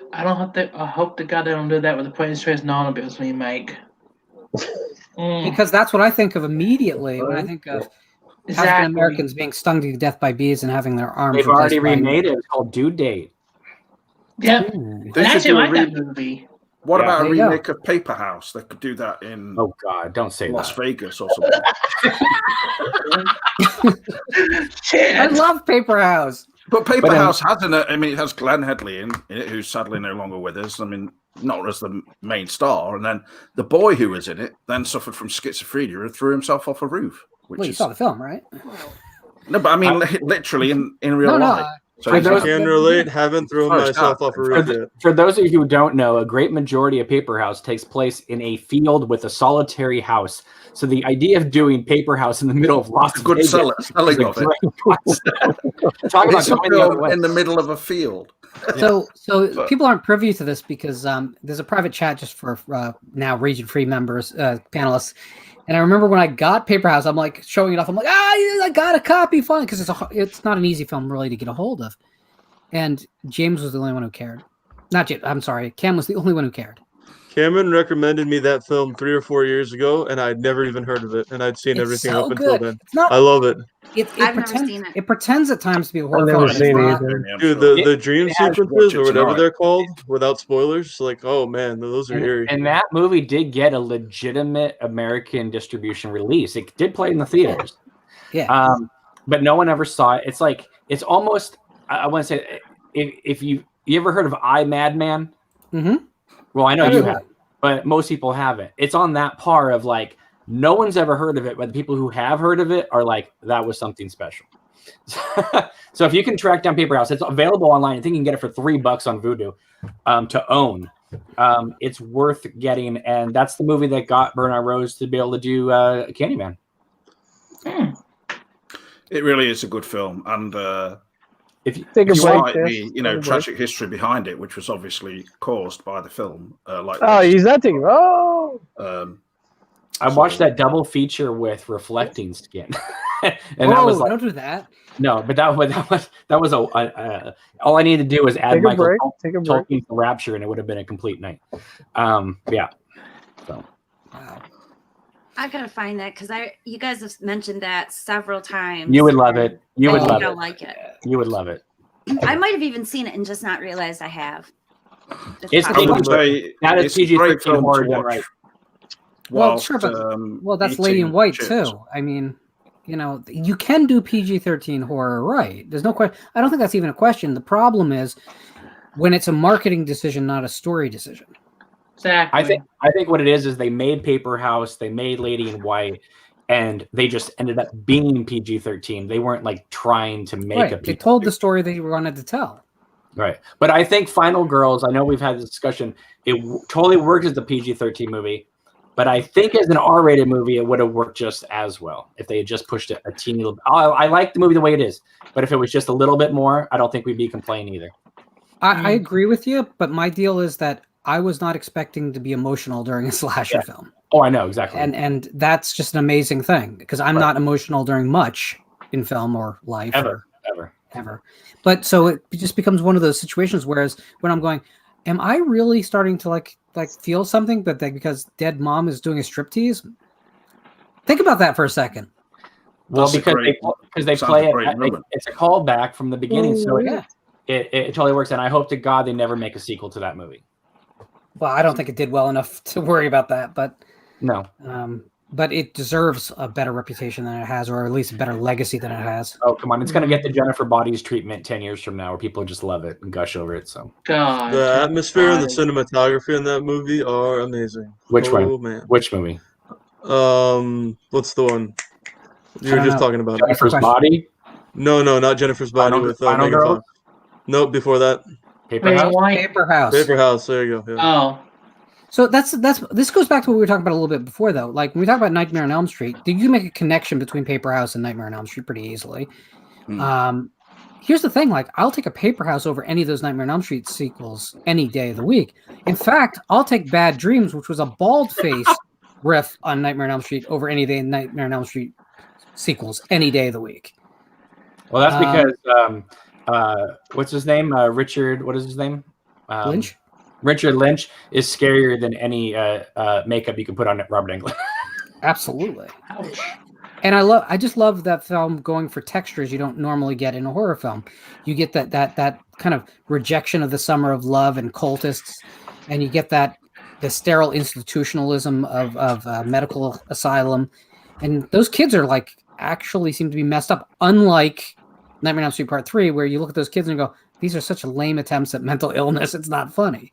Whereas the but they were good though. You can't deny, Lauren. I do deny it. I think those were. I was gonna say I gotta. You didn't like the Nightmare 3 kids? Slasher. No, he doesn't like anything with Elm Street 3.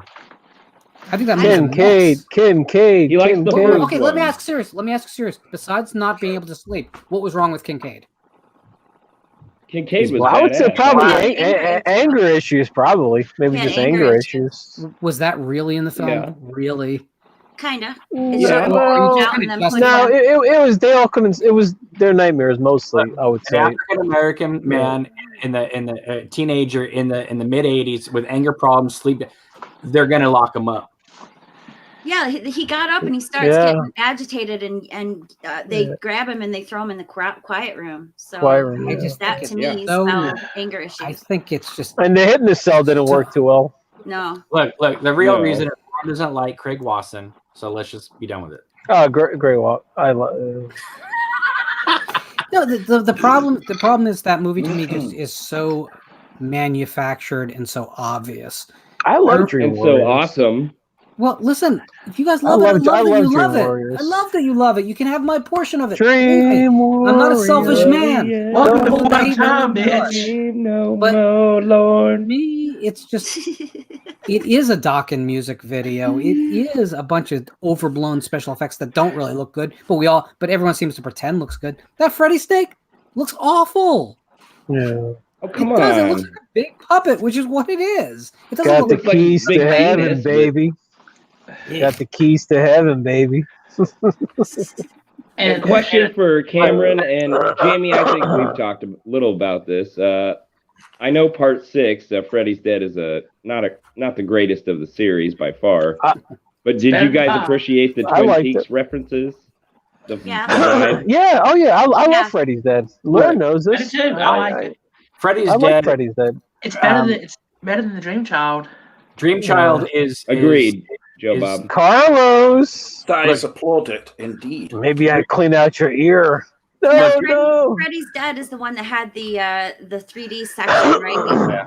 I commended it for that. It was different. I didn't because it wasn't even polarized 3D. That was red blue 3D. That was it was bad. But if you saw it in theaters, then I thought it was cool. I was when she said at the end, Freddy's dead, and then it faded out, and it gave us the What's so funny is to think that New Nightmare came out in '94, which is 10 years after the original. But when I was a kid, that felt like 30 years had gone by. Forever, yeah. I was just thinking that the other day. Because if you look at because I remember in 2004 I met Heather Langenkamp, and I said to her, "Well, you did New Nightmare to celebrate Elm Street. Now it's been 10 years. Are you guys going to do something else?" And she said no. And it dawned on me, it's like 10 years since New Nightmare. I mean, and because between 84 and 94, I mean, I literally went from 7 to 16 or 17. You know what I mean? Like, you change a lot, right? Oh, yeah. So it felt like when I saw, because I was in like second grade when I saw Elm Street 1, and I was in college when the New Nightmare came out. That's a long time. So that so it's just it amazes me that only 10 years had gone by between that whole series. But and now in 3.5 years we're pushing 40 years. What? Go ahead. We're going on 40 years and 3.5. Dream Child to me is my least favorite, mostly because I think the rush schedule, and honestly, I know I get a lot of shit for this, but I don't think Stephen Hopkins is that good of a director. And Freddy's Dead is a bad film, but at least it's an enjoyable bad film. Whereas like Dream Child, with the exception of that comic book scene, is like the only moment of like levity in that film. The rest of it is just kind of like, ugh. That kid, oh my god. And Roseanne's in it. Well, that's Freddy's Dead. Freddy's Dead. That's Freddy's Dead now, yeah. With Tom Arnold, who were together at the time. But if you watch the trailer for Freddy's Dead, there's a line they cut out of the film where they're just like, "What are we stuck in Twin Peaks?" They like cut that line out, thankfully. That would thankfully. be I mean, no. I remember that. At the end of every night, enough of it's already there, though. I think the Twin Peaks vibe is in 6.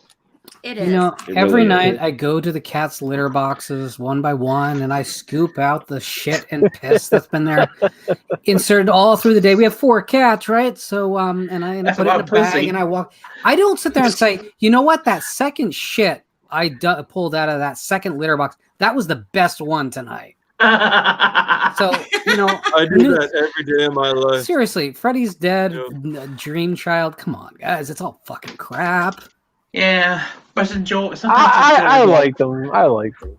Well, to me, Yeah, they're the I'm sorry, weaker of the it's not ones, correct. but come on. It's not objectively true. They're still fun. They're good films. Look, They're the moment still Scream fun. Factory It's my announced favorite Elm Street series. that first day it goes up for release, I'm buying that Blu-ray set. Absolutely. I'm sorry. After Me the too. first one, I can't have the same opinion as Cameron and Christian and horror.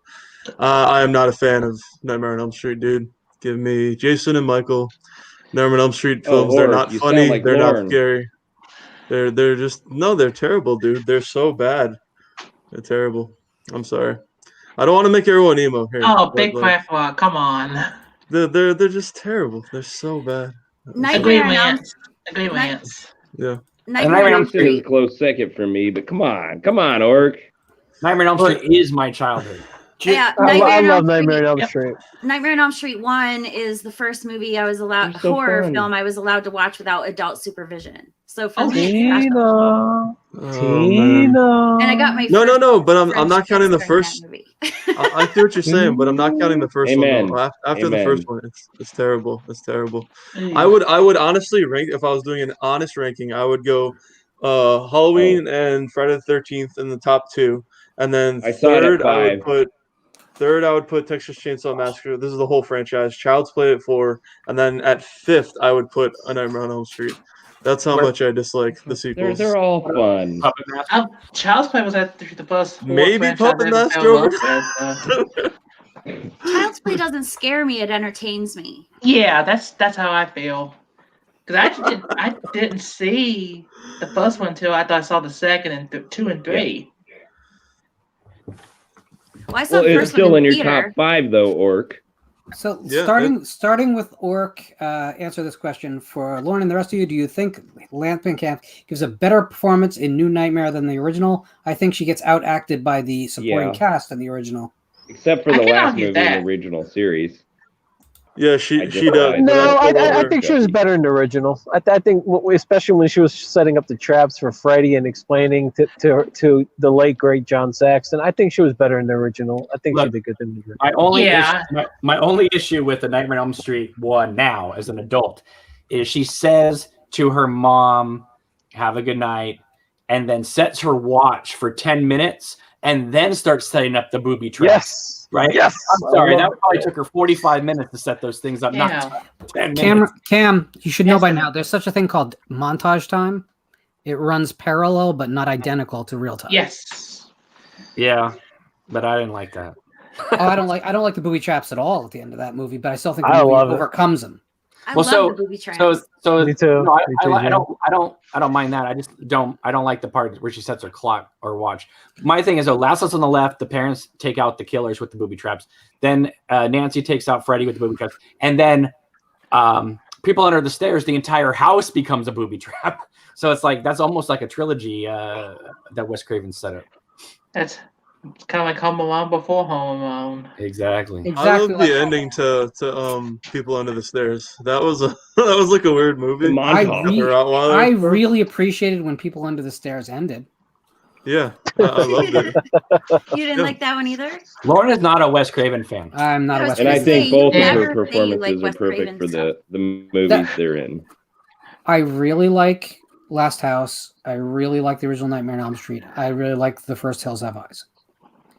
I think Serpent and the Rainbow is almost to their level, and then it gets hard for me. I mean, I have no taste for something like Shocker. I loved Cursed. Oh, Cursed is What the fuck? Look, you got Listen, Joe Bob listen. to like have a heart attack. James is starting a fire. For me to seriously considering turning off a Christina Ricci movie, that's a tough thing. But he got me there. Wow. I was like, do I really Was want to it- finish this? Was it Keep Casper? in mind, Jamie, that is the third cut of a third version of the film that was made. There's 2 other movies that were made. I'd like to see them. I'd like to see them so I could compare. But for me personally, I actually like that. Not because I like the horror, because it scared me or anything like that. I think that it's entertaining, and I like that. And I kind of like how it sort of halfway breaks the fourth wall a little bit. Oh, come on, Laura. My favorite film of all time is My Soul the Cake. Bam.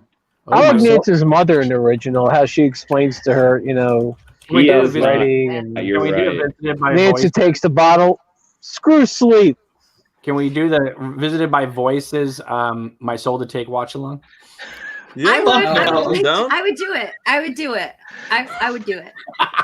Oh, that would be worse for Lauren than License to Drive. It's a No, bad maybe not. movie. Maybe not. License to Drive was really rough for me. You guys have no idea. Actually, my License to Drive. My internet It's just magically went out difficult that night. I don't know if I didn't pay the bill or what. I mean, times get hard. That was me sending mercy out to you psychically. Yeah.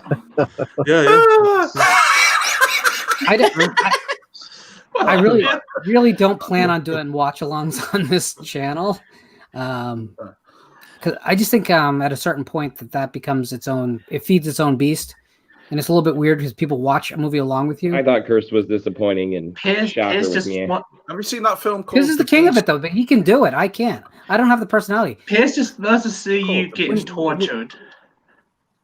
Listen, there's a whole relationship between me and Piz that you guys don't see behind the wall. You bet. Yeah. James, what are you doing with that hat? What is that film? The Beast something with Calvin Lockhart in, The Beast Must Die. I love The Beast Must Die. Beast Must Die, yeah, that's like... Oh my god. That's just amazingly scary, especially the slow motion shots of a rather large dog. It's like, what on earth? It's coming at me! Oh. Have any of you seen Beast Must Die? Yeah. I love Beast. It really is. So let me sell you Beast Must Die in one sentence. The werewolf is portrayed by a dog in a werewolf costume. Is it actually in a costume, or is it? I thought it was just a big dog. Like, no, they just did it close ups and had it. It's like they stapled a rug to the dog. It's awesome. Like a lot of 70s films always had loads of slow motion, basically just a way of padding out the film, but also because it's like supposed to be scary. So amazing. James, it's time to go over the top. It is, yeah. I know. Over the top. Stallone. I've been training all week. I was so happy when I saw the copy of Beast Must Die in the Wild on Blu-ray to buy. When I say training, I mean masturbating. Shocker. Everyone's guessing, I don't do that, to be honest. Everyone raise your hand and say aye. Oh, wait, never mind. Just kidding. Oh, God. That's actually what that I'll say over the top. Film is about with Sylvester Stallone, Over the Top. Not the best movie, but love the soundtrack. When James is intimate with a woman, he says he's going to give her a Horace Pinker. Yikes. I don't even know what that is. Nasty. That's not cool at all. I don't even know what it is, but I just say it. Yeah. You got stuck a Mitch Pileggi up there? That was going Cameron on always there? gives me a lot of good tips for how to get, Just the tip, James. Just the tip. That's what she said. Oh! No, that's all right. really Now bad. we're back on to a question. Jacob saw both Soul to Take and Scream 4 in the theater freshman year of high school and survived. I feel So your the pain. rumors are not true. Look, do you remember when they held My Soul to Take back a year so they could convert it to 3D? What did you guys? That was going to fix it. He That didn't- was what was missing. He didn't direct Dracula 2000, right? He was just involved in it. Lustier, right? Yeah, he let his editor have a shot at directing, and apparently was really upset about it. Like he didn't want, because he knew that Patrick Lussier was going to take off and be a director. He didn't want to lose his editor, so there was a lot of behind the scenes drama with that film. Oh no! I found it enjoyable. I mean, it's not the greatest film in the world, but I found it enjoyable. You know, it's a trilogy, right? Yes, I've seen the others, but not liked them as much. What are you talking about now? Porkies. No, Dracula 2000. Oh. Somebody's Those films buzzing. passed me. Someone's having a Horace Pinker right now. Ew. Wow. What's one of those anyway? It's the killer from Shocker. Oh. Which I hate.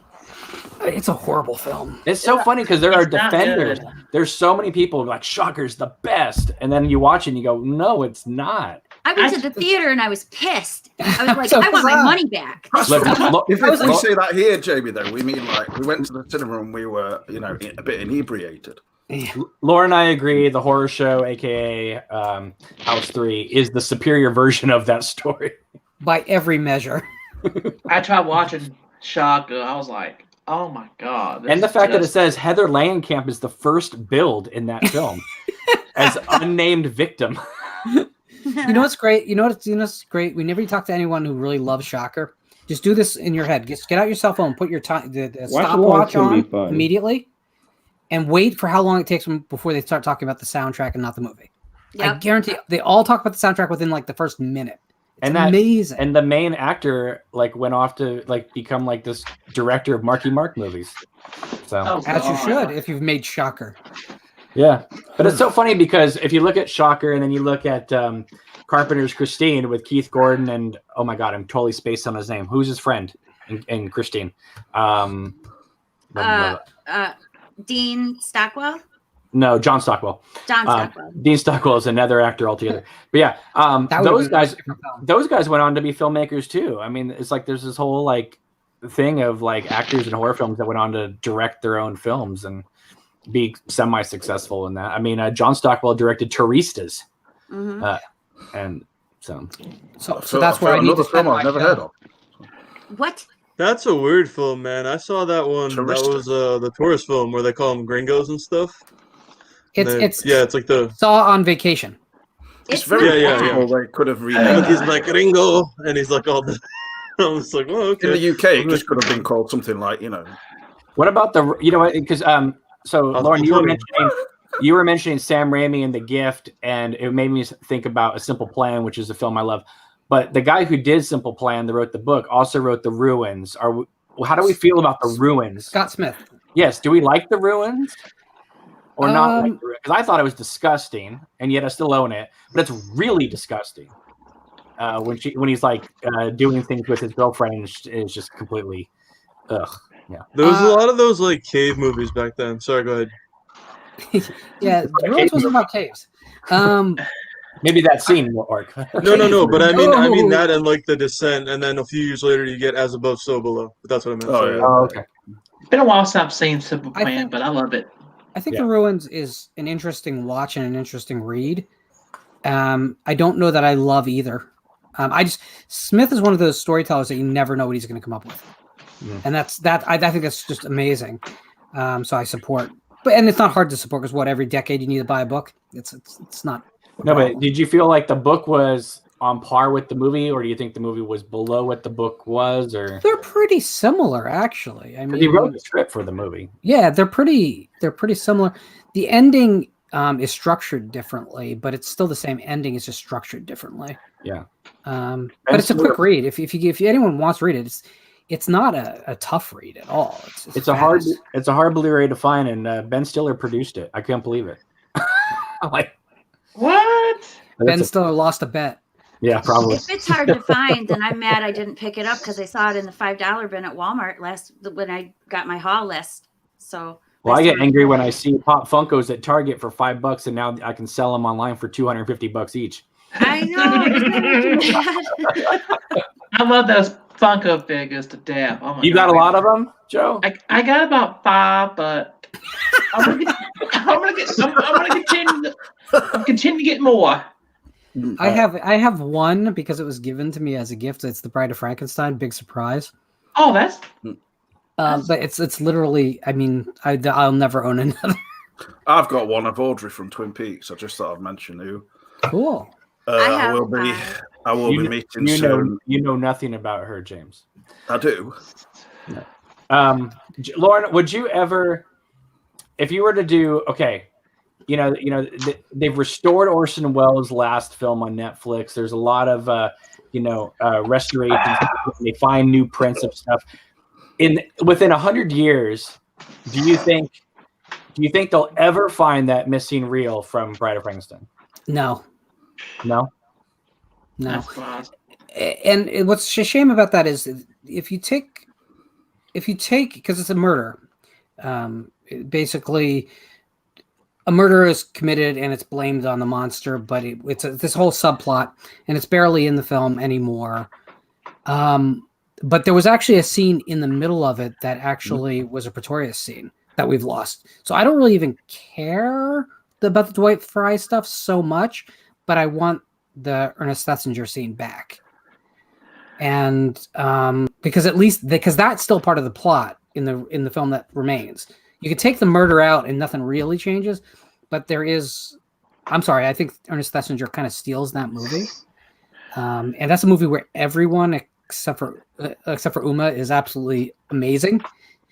But I think I want that back. But I gotta think that Universal cared on that production.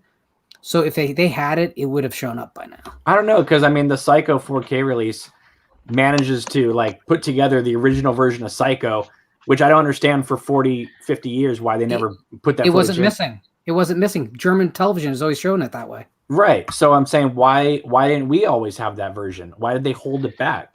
The ratings board had this weird policy forever of pressuring the major studios because they gave them preferable treatment, but then once they had a rating, you didn't play with that. And that's where, I mean, they just start. And also, Psycho was considered a classic film. Yep. It had the highest reputation it could possibly have. There wasn't a whole lot of incentive to mess with it. Now, post Laserdisc, post DVD, post physical media collectors, there is, but there wasn't ever before. Because the version we've had is a TV cut. No, that's theatrical. Well, they're saying the German version, the one we have now, is what played here in 1960. No. The 3 stabs to Arbogast is never played in America. The washing of the bloody hands in the sink where you actually see blood, never played in America. Well, see, what's weird is that the Arbogast murder, it didn't matter whether I rented it or watched on Laserdisc or watched on TV. Every time I watched it, I would notice as a kid, subconsciously, I would always pick it up, that the fade out was always different no matter which version I watched, and that's because it was a longer murder. Yep, and you'll notice there's a weird thing on the soundtrack at the end of that where the next cue steps into this cue because it wasn't an optical because it was an optical soundtrack, and when they cut it, everything moved up because opticals. If you don't know this, the optical tracks actually lead the frame slightly because it takes a second to actually catch up with the electronics and be audible in a theater. So there's a moment of audio weirdness on that original cut too. But listen, I have that coming. I have the single disc. I didn't buy the set. I got the Blu-ray of just the just Psycho itself as the anniversary edition coming. Psycho always has been preserved well. I'm not sure how much would be gained by the master. I just wanted the film complete, and I also got it for $12 on Blu-ray. So can't go that. Yeah, and this is a like 14th dip on this title. So I got the four film box set. So it has Rear Window, Vertigo, The Birds, and Psycho. I figured those are the 4K films to get. Yeah, well, North was the one that almost pushed me to buy it because that's another favorite. Birds, I'm fine with what I got, which is DVD. I know it's heresy to say, but I don't think it's that strong of a film. I think the original story was better, to be honest with you. I think there's some technical problems in that film that are almost embarrassing for an artist of Hitchcock's stature. I think Tippi Hedren is okay, but she ain't great. Well, I live near the locations of the Birds. I know. So there's a soft spot in my heart for those movies. Yeah, and I like Vertigo, but I don't watch it ever. Speaking of Psycho, what's your thoughts on the sequels that came out? There was sequels? I love Gus Van Sant. Loves 2 is awesome, like Jamie said. I absolutely love 2 and Meg Tilly. I think 2 was a little bit darker than 3. 3 was more kind of like 80-ish, but 2 was 80-ish too, but more like darker. The kill, like it had a more Jallow feel with that one kill. It was a little bit more like terrifying. 3 was kind of more like okay, like 80s, more like entertaining, but yet kind of I don't know. I love Psycho 2 and 3. they're near and dear to my heart. I love them. I saw Psycho 2 at the theater with my parents when it came out. It was a consolation prize. They refused to take me to go see Friday the 13th Part 3, so they took me to go see Psycho 2. Psycho 2 came out. Not really, but we'll pretend so. 84, I think, or 83, 82. Was it? Yeah, it might. Definitely I think 82. 82. Because I know Psycho 3 was came out in 87 or 86. 86. Yeah, that was the year I was born. Yeah. And I loved Psycho 2, and I love it to this day. I think it's one of the best written horror films out there.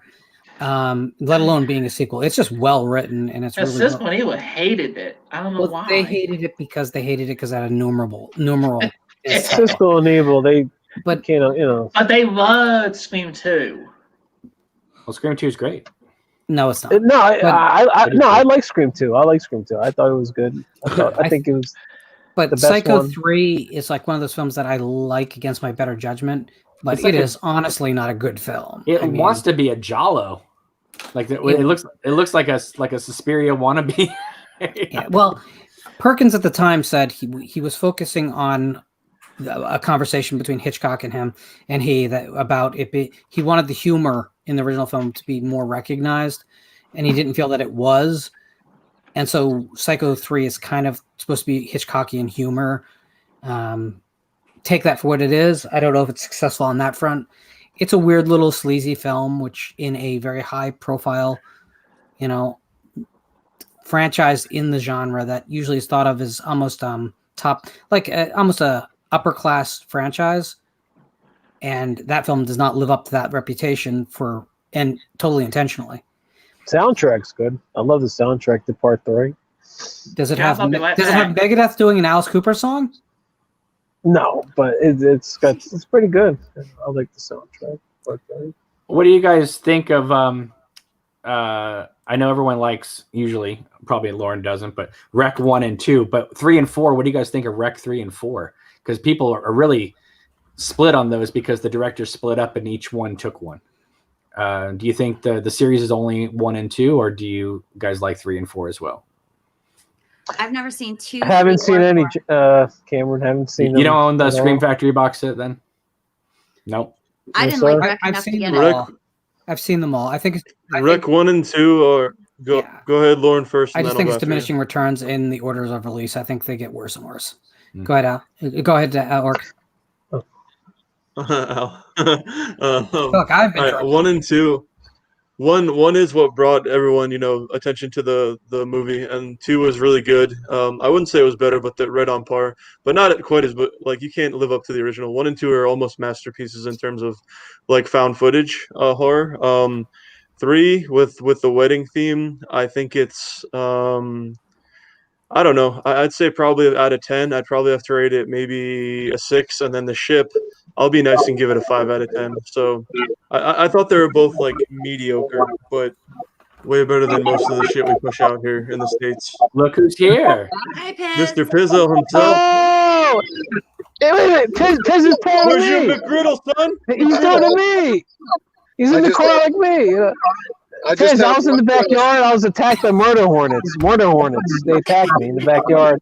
Jesus Christ, Piz. Piz. I just have one question. Who is responsible for this debacle? Joe Bob. No, shit. Joe Bob Tar Heel. Oh, don't even go there, Al. How you doing, Piz? The crackhead just walked by and gave me a nasty look because she thought I was filming her. No. To be fair, what would Lauren do? What would Lauren do? Oh, it's God. because she knows what the car you're in, Piz. She knows. The mating call? Oh, I gotta do a shot now. Piz is in here. I gotta do a shot, man. Yeah, that's why you have to do a shot. Yeah, like. Piz, I got Jess and Tim so drunk they left the chat. To you, Piz. Hey. What's going on, Piz? Are you actually driving, Piz? No, I'm not driving.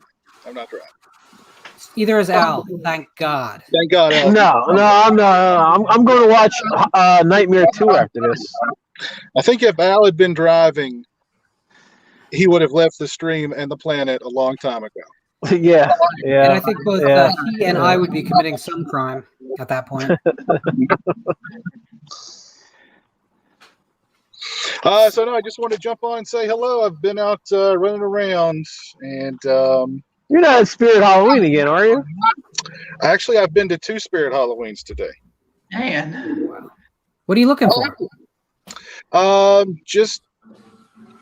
Just going to get into the Halloween spirit at Spirit Halloween. Damn right, man. Damn right. So I got to find another Weiss near me to get your freaking I pumpkin. enjoyed the candy stream last night. I was watching on YouTube and Twitch. What's it called? I'm eagerly awaiting any fast food reviews, like the Whopper and stuff, that should be coming out.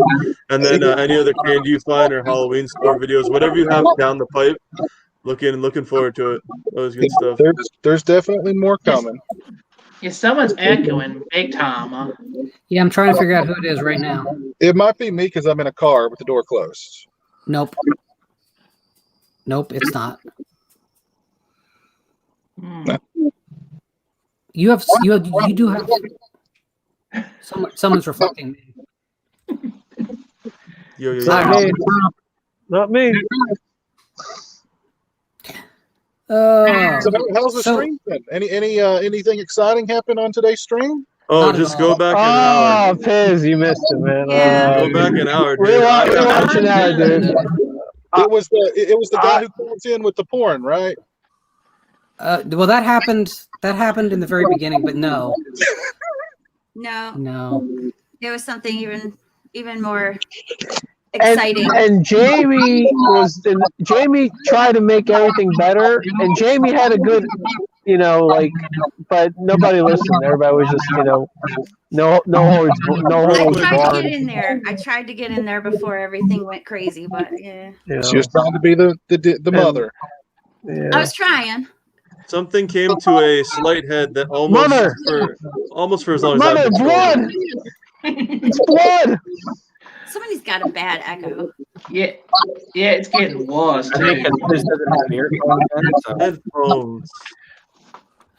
I can't trace it down. Me. For fuck's sake, Jesus Christ. It may be me. I don't know. I have headphones. It's not me. I just wanted to jump on and say hello. And I'll jump off of here. Oh wait, Piz, I got a question. Oh shit! Oh, God damn! The echo's gone. I was going to ask Piz for confirmation that he'll be on the game show on Monday. Oh, that's right. Monday's the game show. Yep. Warren, who's on so far? That's always a good question. It's always down to the last moment. So let's ask Jamie. You up for Monday? Yeah. Okay, so we got Jamie. I won the last one, so I got to defend myself. I am actually a contestant, not the host this time. So I know. Piz had suggested that he was on, but I don't want to take anything for granted. So I hope I got to redeem myself. Should be on. What happened? Good God! Wait, Joe, you're going to be on? I'm gonna try. Okay. You want to be on against Lauren? I wouldn't dare. No. I'm even scared. So that's the other thing, guys. Right now, Jess is back. Jess, what's up, man? I miss Piz. Yeah, dude, he came on, man. What else? Wait a second. I'm starting to feel like maybe Jess and Piz are the same person. Have you guys seen them at the same time ever? No. No. Something's going on there. I wear glasses. Thick glasses. So Cam, let me ask you, what are you doing Monday night? Well, isn't your game show like coming down to like the finalists, right? So you can't have No. Wait. I have something completely different to offer you. If Lady White Rabbit cannot make it, which seems like it is a possibility. Oh, you need a judge? Would you want to host?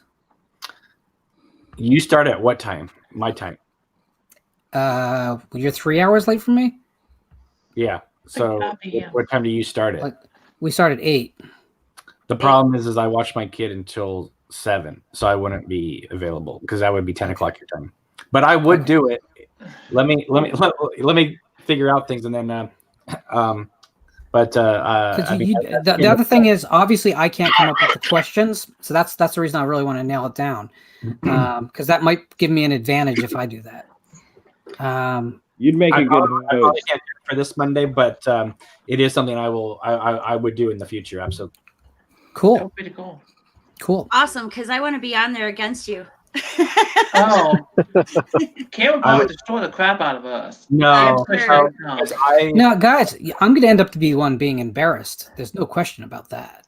Because what's going to happen is, it's easy when you're asking the questions to not have all the secondary pressures. You guys know a lot of these answers, but on that moment, that's a whole different issue. Right. So for me, it's like you can have all this knowledge in your head, but as you get more knowledge, you lose other knowledge.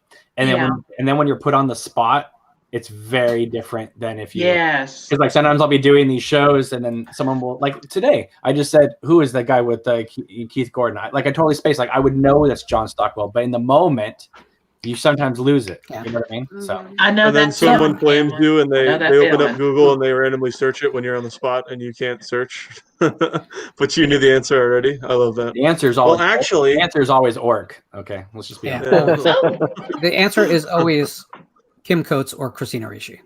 Always. Oh. Christina Ricci. I'll take Christina Ricci. Lauren, real quick, I just have to ask you: when you heard that Christina Ricci was going to play Lizzie Borden, was that just like an orgasmic moment for you when you heard that casting? You know what? Here's the thing. Like, I love her in every single way. I love what she's done with her career. I love how fearless she is. I mean, physically, I think she's the most beautiful woman on the planet, except maybe Tapsi Panot. And I just love everything about her. But here's the weird thing. I don't jump at a chance to watch everything she's in because I have to like the project as well. So Lizzie Borden seems to be a perfect convergence. Yeah, and I want to be on, but Lauren's questions, goodness sakes. Well, it won't be my questions this time. No, somebody else wrote it, right? But no one has written it yet. That was just the point. Whoever's hosting it has to write it. Now, if Lady gets back to me, that's a whole different issue, because I think she'd be a great host. But if not, we got to get someone in there in the pitch. Yeah, because we only got 2 days. I know. Listen, this show runs by fingernails, good luck, and some duct tape. That's how this works. The pressure is on. But I have not seen Lizzie Borden, either the original TV movie or the series. So everybody buy Lauren a copy of Lizzie Borden the series and have it mailed to him. Wow. No, guys, if you're gonna say thank you, for letting me come on, but it's a bit later here, like 10:30 at night, so I'm just going to head off and wish you all the best, really. Have a good night, James. Thanks for coming on, buddy. Hi, Thank you for enduring with us. UK's OP. Love you, man, dude. See you, mate. I appreciate being on, so thank you. Thank you. Thanks for having on, James. Well, the show, we won't be going that much longer anyway, because it is my mother's birthday. That was in the door. Happy birthday, Lauren, to your mother. Happy birthday. Happy birthday, Lauren's mom. Yeah, I gotta do a shot to Lauren's mother's birthday. That was flowers arriving at the front door earlier, so. Which I'll be going over there a little bit later. To your mom, Lauren. Hell yeah. My mom is suffering from liver damage from drinking too much, Al. Oh, what? No, I'm kidding. I was gonna say that. I was what a letdown. You gotta go dark with the humor, man. What the fuck? Yeah, I was like, oh shit, Everyone got real quiet. I just want to say that real quick. Because we thought you were serious, This may be one of your most watched community chats post after it gets posted, uploaded. So you may want to put some timestamps in there for your viewers, or not. Oh yeah, that's true. So before we go, guys, I just wanted to cover a few bases here. First thing is in the description below, you'll notice that I did add COVID masks to the store to the Teespring store, so you can get that piece of wonderment if you'd really want to protect yourself from the virus. Though I understand if you'd rather die. Oh yeah. And I would get that. That's a good sound strategy. It's a good strategy. Well, it's very binary. Either buy it or you're going to die. That's how this works. Also, I wanted to. Are you going to be doing Visited by Voices Merkins anytime soon? I just want to know. It's on the drawing board, but the problem is it's a very ambitious design. Yeah. that may surprise you in its complexity and how comfortable it'll be. Or Orc might want to get a few for Christmas. Let's just say. Yeah, I want a gym shirt, bro. Even though I can't go because everybody in your chat's googling Merkin right now. What is he talking Not about? me. Merkin. Not that. Wait, hang on. Jamie, Lauren, can I you want you to tell your mom I said I wish her a happy birthday, and that she raised a pro and a savage in Lauren D. I will tell her that, and then she will say, that's gangster. Don't allow him anywhere near you. I can't. Jamie, there we go. I can't even hold my shit. Jamie, can you do me a favor? Uh-huh. Could you do the upcoming show announcement? I'm going to put it up on the screen. Can you read it to the folks? Sure. Yep. Upcoming shows on Visited by Voices. Monday, September 14th, Critical Pursuit, the most dangerous game show, 8 p.m. Eastern Standard Time. Be there. Wednesday, September 16th, special guest Raiho Magnifico, 8 p.m. Eastern Time. Be there. Saturday, September 19th, community show, 2 p.m. Eastern Time. I'm going to be there. Monday, September 21st, special guest author Tim Meyer, 8 p.m. Eastern Standard Time. Y'all better be there. And we will. Everybody in the chat, be there. Be there. Be there. Which really means stay at home and push a button. Be there, bitch. So, is there anything you guys want to say before we wrap this up? Oh. No, not much. It's Halloween season, it's horror season, and I'm happy. That's all I can say. Al, what is your blood alcohol level right at this moment? Probably 4 times the limit, and I'm going to watch Nightmare on Elm Street 2 right after this. That may be the best way to watch it. Orc, sir. All right, so I don't know. I guess with all the stressful times, so it's an election year, and there's COVID on top of that, and all the BS that life throws on top of that as well. So I don't know. There's a horror movie stuff, a lot of the fall themes going on. Sports are back, all of them at once because they couldn't be playing before. Gaming, whatever you like, whatever you prefer. I just say September and October, enjoy it to the fullest extent, and then if you don't want to, pull a Black Christmas in November and December, enjoy that too. But for the next 4 months, I'll be having fun while trying not to lose my mind. But mostly, I'm in good spirits. Poetry, and I'm waiting for the audiobook version of your collection. Quote. Wait. And one of the best gamer tags I ever saw in my life was Edgar Allan Poe. That's all I gotta say. Nice. Try join these sports without. Try join these sports with all these protests going on. No, I mean it's. I mean you got. Basketball, football, all that stuff's going on right now, and then you have Shudder, which we didn't even. Were they even live? They went live 2 or 3 years ago, right? I can't remember. Yeah, but. Oh, but by the way, you mentioned Shudder. Did everyone see that the Toby Hooper show when it was on the air? Darcy retweeted the show announcement for it. I did not know. Yeah, that's why that show actually got a ton of chatter around it. Cam, any final words? Yeah, I'm hoping to start a YouTube series called Orc's Haikus. I hope that you'll be able to come on, Orc, and some haikus pretty soon. I would love it. So be thinking of some gangster words.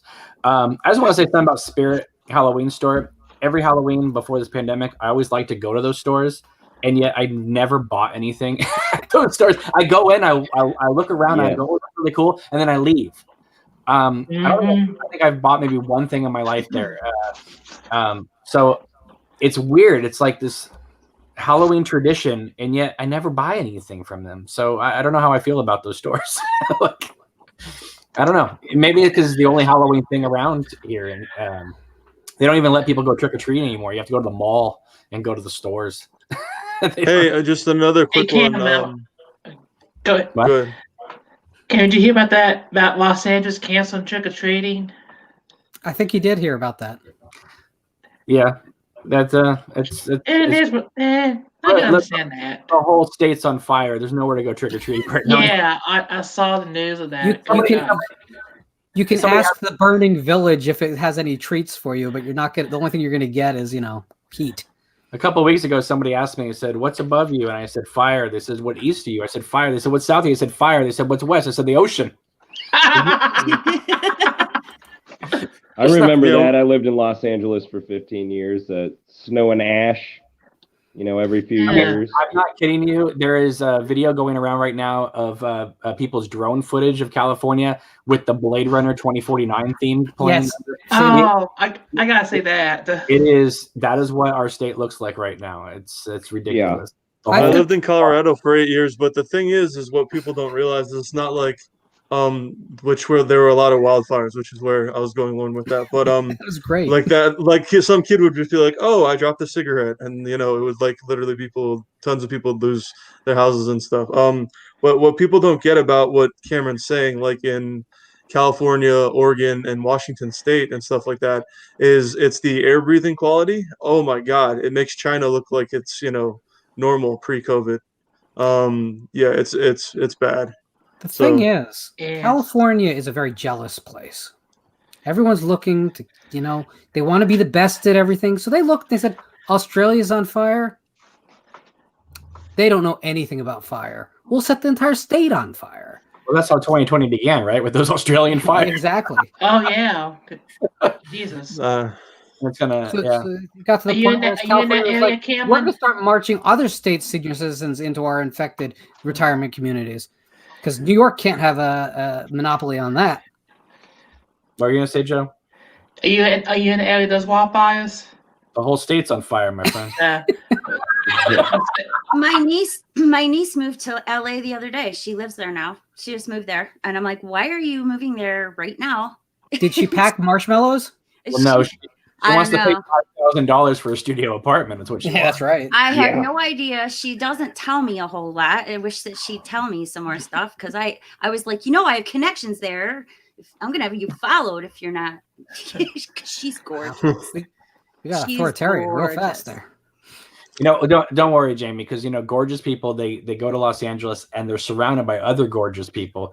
Like if she moved to my area, she would be. Like everyone would be like she'd be hailed as a queen. But if you're gorgeous, you move to Los Angeles, you're just another pretty face. Yes, I know. I worry though. So true. She's my only niece. In the words of Eddie Murphy, how many beautiful tall blondes could there be in Beverly Hills? Many. Jake Nielsen of all people. So, Mr. Perdue. Yeah. What are your final thoughts for the audience? Just stay safe from not just the virus, but the protests and the wildfires, and of course, save the cam. Okay, Jess. Well, I'm hoping. Are you going to do any of these community shows in the evening again, or are you afraid the way we drink? Well, here's the thing. Like the schedule through the end of this month is maintaining my aggressive schedule I've had all summer. But the fall is going to be a lot looser for a lot of reasons, one of which is that Region Free will be on the air. That'll be taking up some of my time. But also my schedule just going into the fall gets a bit tighter. It's been very loose, and that's been very cool. So what I'm going to be trying to do is the Autopsy series is coming back next month. And that'll be some of the content. There will be still guests. I won't be doing 3 a week like I was in June and July. But these shows are important to me. And kind of letting the community come out as they start to feel bolder, getting everyone to come on and say hello and say what they need to say. That's a big goal for me. So we're going to be doing these. And I don't know that these matinee shows can continue into the fall. I like it because I don't have to put a time limit on it. It's okay that we went 3.5 hours today and 4 last week. But that might not be possible for a night show for me. So we have to see. Okay. Otherwise, a very interesting show. We had some good times, some bad times. The best of times, the worst of times. Oh, I thought it was a good time all the way through. I feel like we're closer now. Always. Jamie? I just want to wish Cameron luck, being there, sending healing kisses. I worry about you being enclosed there with all that My wife's fire. not going to like that, Jamie. My wife's not this is for Mr. C too. Okay. Well, he'll like that. And I want everybody out there to take care of themselves because things are crazy out there right now, and tensions are high all around. And I just wish that everybody would just calm down and relax and find something that you really love to do personally, so that you don't focus on what's going on outwardly. Exactly. Try telling these people that. My God. Well, listen. I've said it before. I really believe that the answer to 2020 is that when we hit January 1st, we all just celebrate a brand new 2020 and we forget all this year happened, because nothing good happened this year. And I think if we could erase it from the history books and pretend it didn't exist, we'd all be in a better place. But sparing that, because there's always going to be someone who dissents and claims that the year did happen, all we can do is be better to one another. And I misguidedly tried to do that today. And it's a wake-up call. But here's the thing, guys. I know that everyone that watches this channel on a regular basis, and everyone who speaks in the chat, and everyone who, we all want a better life, and we want better interactions. We want a community. We chose horror movies for a reason. It's a place where we should all be able to come together to celebrate the monsters and masks and half-naked women that populate our chosen genre. It shouldn't be a place that we go for hostility or anger. It should be a respite from all that. So I apologize for anyone that I upset today, but I also realize that democracy is ugly. And they can go fuck themselves. So. That might not be the most helpful message. I'm just joking. I would hope that everyone understands that the point of community is to better us all. And I would rather bitch about why I don't really care about Scream 5 or what I didn't like about a movie that came out a couple decades ago, because that's the kind of negativity that I think is a good conversation. So in the future, I want everyone to know that's what the show will be. That's what this channel will be. That's what we represent. Just have fun. All right. So I hope to see all of you on Monday, either on the show or in the chat. And have a great rest of your Saturday.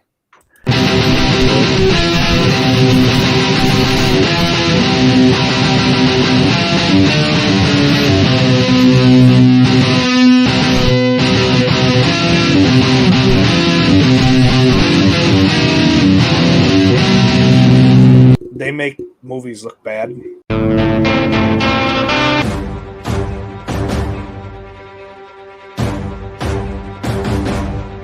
Where should I start? I saw this movie.